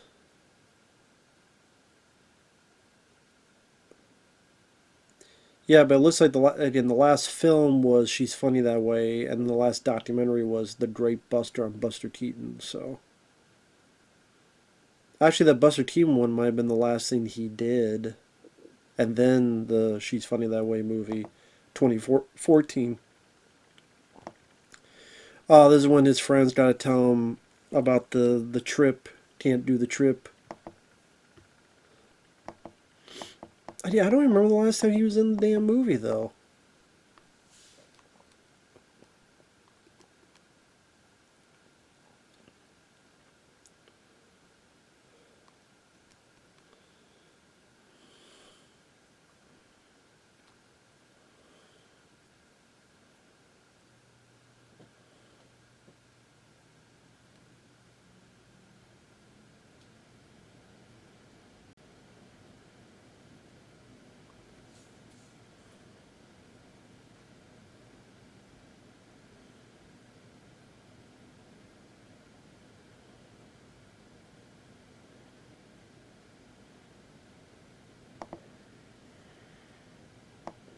I mean, that's the thing though, is that it's not his fault. Like this guy here, it's not his fault.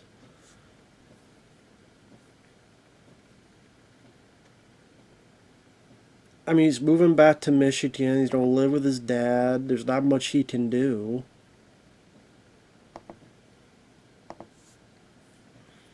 It's not a realistic dream. I mean, what are they gonna do for money? How are they gonna get there? How are they gonna live? Where are they gonna sleep?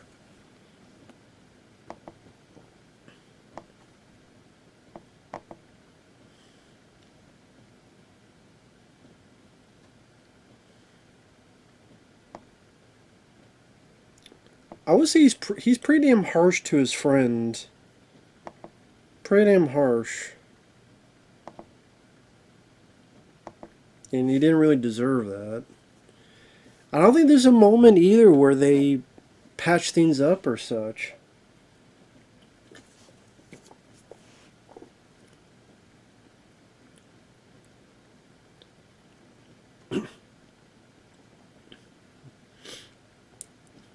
Good acting from him too, Lawrence Monason. Good acting.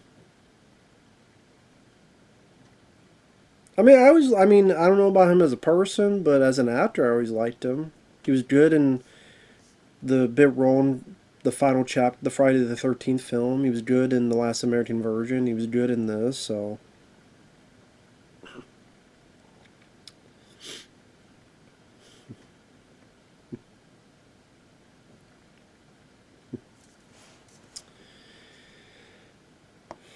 But that's the thing, is that now everything's crashing down on him. He has the dream of the trip through Europe. That ain't happening. I mean, that was never going to happen in the first place. To repeat, how is he going to get the money? Where are you going to sleep? I mean, none of that is thought of and thought about. It's not a realistic thing. Then you'll find out that you can't see the blind girl anymore.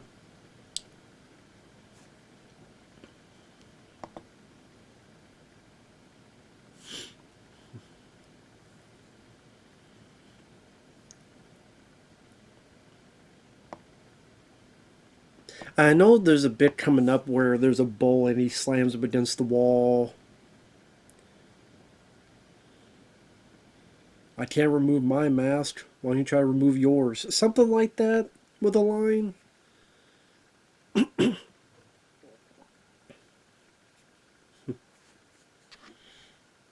Might even be coming up here, actually.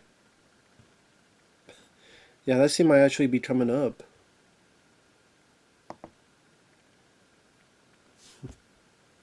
At least I think so.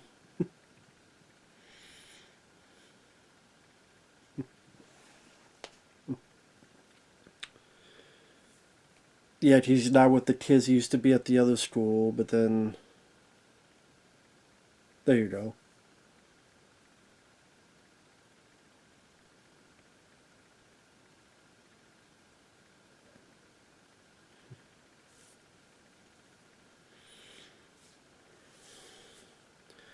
So he's not with his friends anymore. His best friend, he can't go on the trip.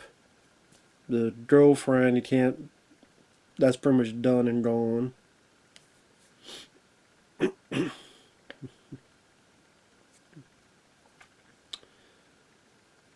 Oh, didn't that old guy die too?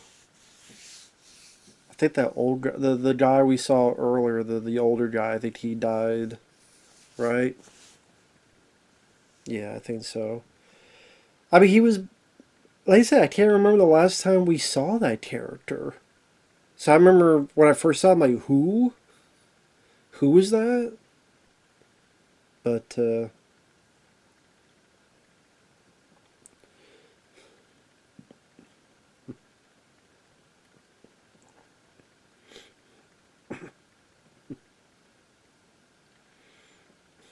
yeah. What a way to put a damn motorcycle in the damn grave. Some people would go, man, what a waste of a good motorcycle. But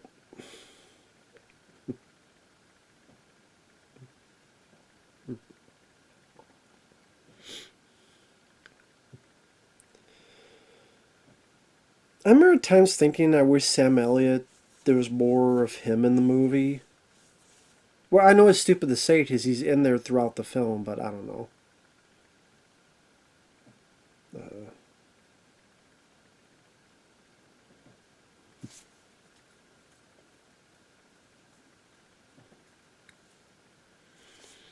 I said, I remember when I first saw this, I'm like, who the fuck is this guy who died? And then had to like rewind. I'm like, oh, it's that guy. Because again, he didn't.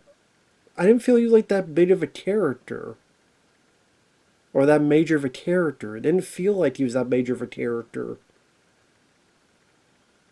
That's just me though. So I mean, it didn't seem like it to me. Even watch this now. I mean, I forgot all about him. I forgot that was a point in the film, a part of the film.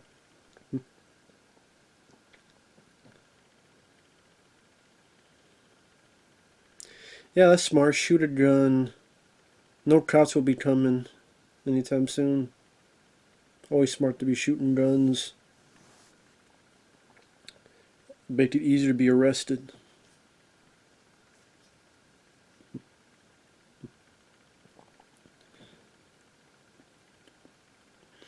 Damn, the mom has really short shorts on. Yeah, shave before you come out of your house in those things, and I don't mean your legs.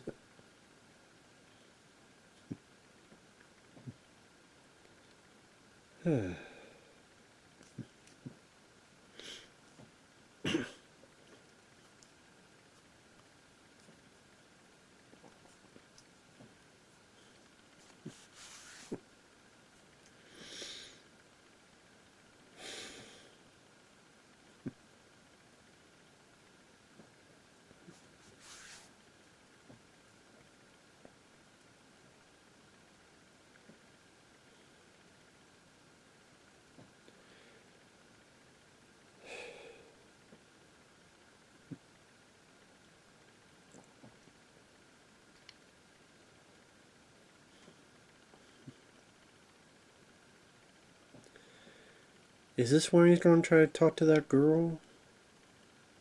Trying to think. Well, I will find out soon enough. But I know we're getting to the finale of the film because we got 19 minutes left of the movie. And you got the whole scene where she finds him having passed away. Then you have the end credits as well. The end credits is probably, I don't know. Yeah, I think this is where he tries to get to see that girl and finds out that can't see her anymore.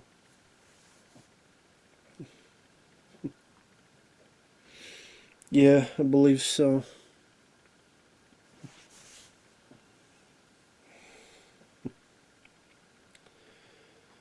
Yeah, that's the thing is that some plot points, it's like they feel so far in between. I didn't like that guy who died. I forgot all about that guy who was a part of the movie. Lawrence Monison. I forgot he was a part of the film. It'd been so long, so, and then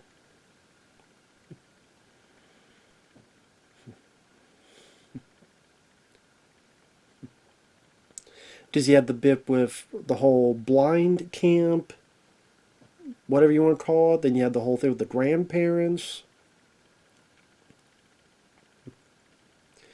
I guess what it is that I keep thinking this as a movie structure, and it's hard to think that way because it's supposed to be based loosely based on real life, and not real life doesn't always have structure.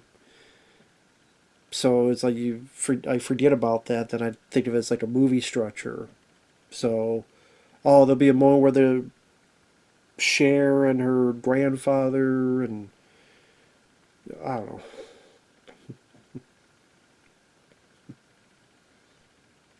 Yeah, this is where she tells them they can't see each other anymore, like a private school. Yeah. Should take it up maybe on that hooker. Get laid before. I mean, he didn't know it'd be kicked in the bucket within 16 minutes. Well, actually, within 15 minutes, he's gonna be kicked in the bucket. He didn't know that, so maybe if he knew that, he would have taken the hooker. Take the offer, the hooker. Maybe he would have. Maybe. Maybe, baby. Maybe.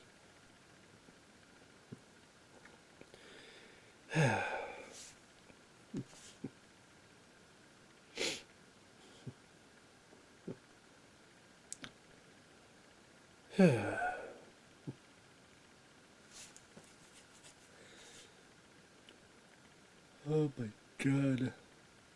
Oh my god. Anyway. Sorry about this, guys. I'm on fumes, but I'm trying.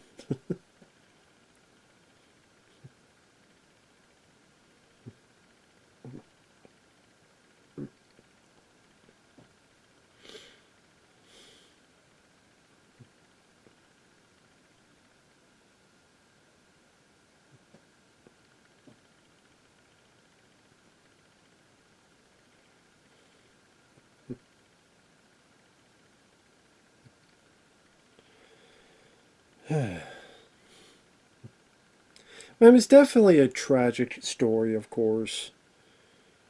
Again, you're 16 years old. You didn't get to live much of a life. So many other things.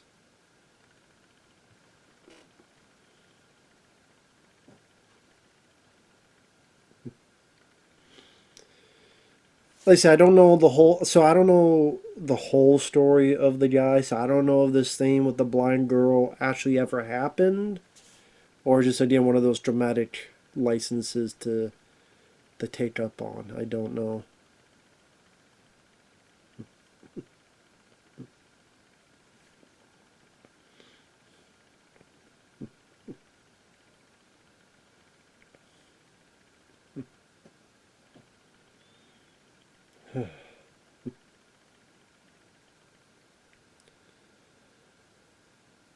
I think this is where he's not feeling well and he's got to go to bed. I think. I think your viewer baby kind of knows something's up. Like you know something's going to happen. You know this ain't going to end the best. Just now, the ties to the girlfriend, that's gone. Best friend, that's gone. Nothing really going on with school. Just these guys and the.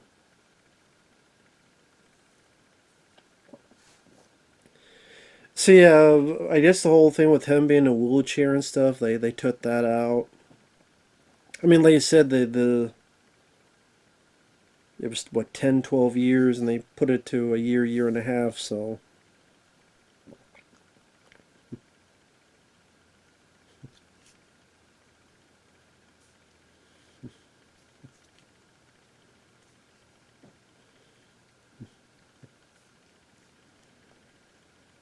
she knows something's up.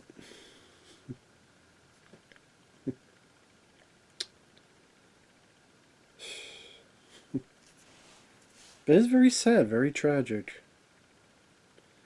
Because even when within the parameters of the film, it's like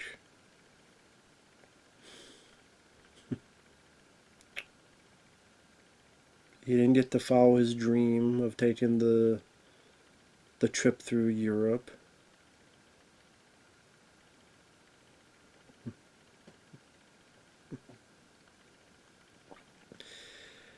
At this point, he knows it'll never happen, so this is pointless. So that's why he's taking all these off. He knows this will never happen. He knows this whole thing is pointless. Maybe deep down he knows something's wrong, or deep down he knows something ain't right. Or he's just depressed about what's going on, and it's like, yeah, I just gotta look at to be realistic. But that's the thing, he never got to do his dream, going through Europe. fighting.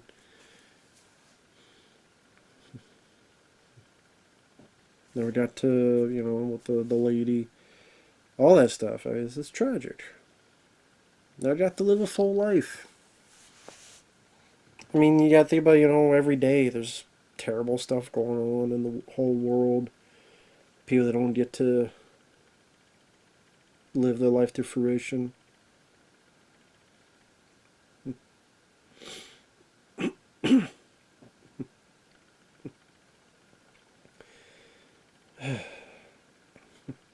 It's sad. But, that's... Sometimes it's the truth. Sometimes it's reality. What can you do?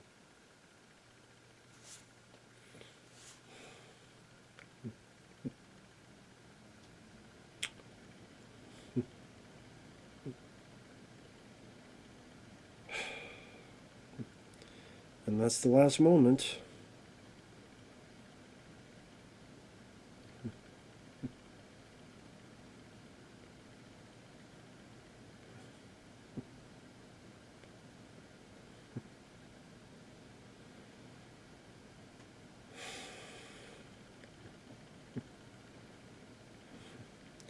And that's the thing. She kisses. She's happy-go-lucky. Oh, there's that cat again. I keep forgetting they have a cat. I saw it outside. I'm like, is that their cat or is that just a regular, just stray cat?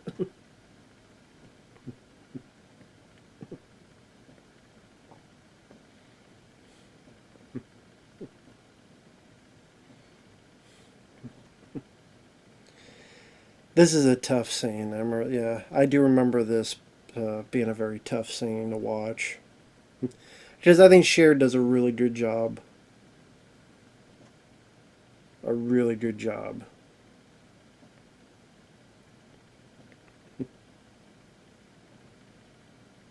So that sinking feeling.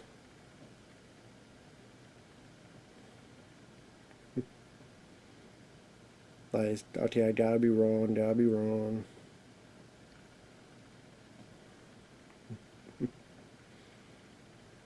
What are you doing? You're too cold. Don't pull this shit.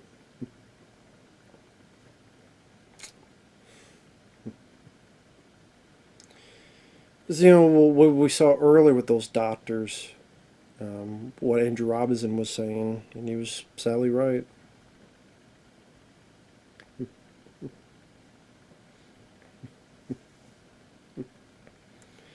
This just, something about this felt just like a nice, genuine, real reaction.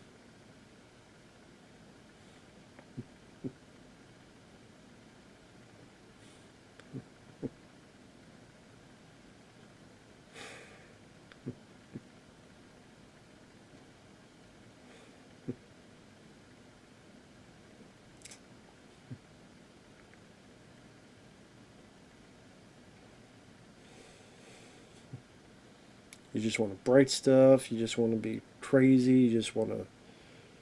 You don't know what to do. You're confused.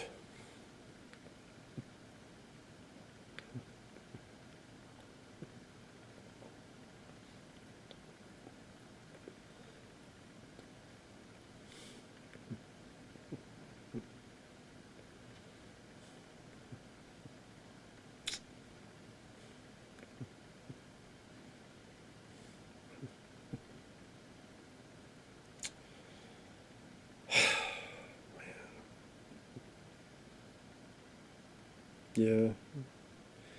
Heartbreaking, sad ending. I thought Ian Cher did a really good job with this part of the film.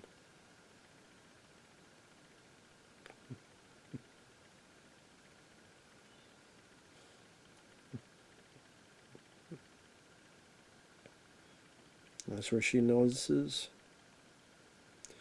He took all the stuff down. Almost again as if he knew that was never going to happen.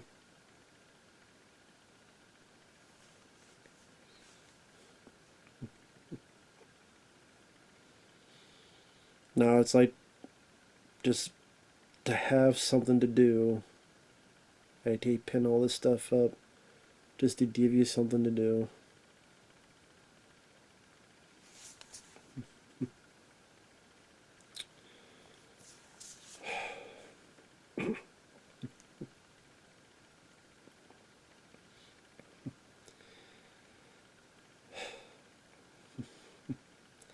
But again, it's just so weird that she was fine with a film about her and her kid, but then to exclude the other kid she had. That's just weird to me.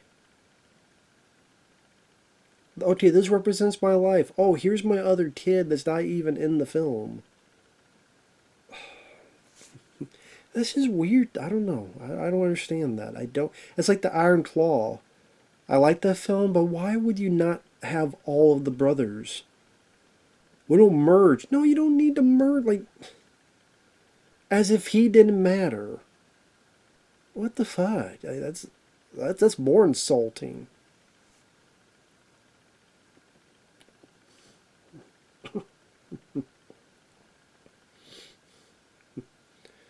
It's weird they say 1980, but I think he died in 1978, so.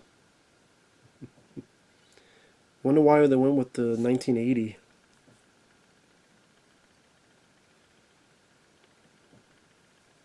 Just, I mean, the film came out 85, so it's not like we gotta do it with this year. No, I don't know. I mean, it said he died in 78, so I don't know why they went with 1980.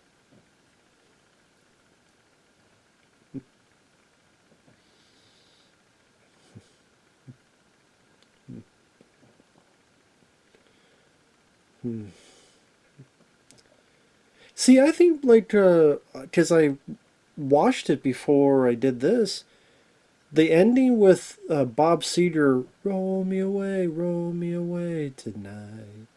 I think that was better than the. I mean, okay, it was the kid like Springsteen. Okay, honors wishes. I can understand. I'm just saying musically, I like Bob Seger that song more.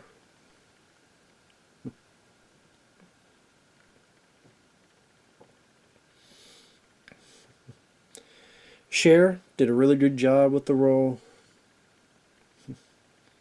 Sam Elliott is the man, one of the best voices ever. Eric Stoltz, one of his better performances. I mean, I don't. Again, like The Fly 2, I always thought James Spader or someone else would have been better, but he did fine. Grandparents that weren't in the film as much as you would think. But they did good. Laura Dern did good. So there's the guy who passed away, Red, Harry Carey Jr. There's Dennis Berkeley from Son-in-Law and Suburban Commando. Rest in peace to him. Lawrence Monason, which he disappeared for a while, and Ben Piazza. Wannabe Zach from Saved by the Bell.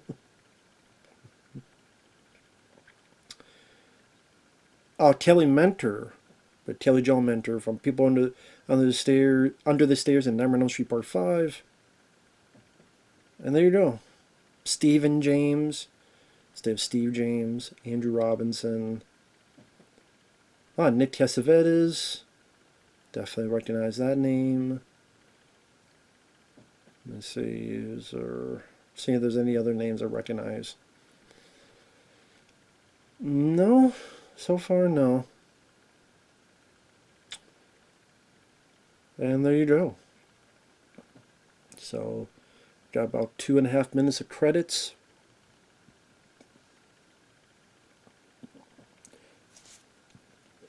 Just want to thank Shawn for the request. Thank you for your patience and having this get Zoltan. Applied by Zoltan. Really? I mean, I'm guessing that's the film. Is that the makeup company? I can't buy a guy's name is Zoltan. Come on now. What's the deal? Zoltan. That sounds like the thing in Do Where's My Card. Isn't that the thing that one group with the bubble wrap prayed to Zoltan or something? Isn't it? or something like that.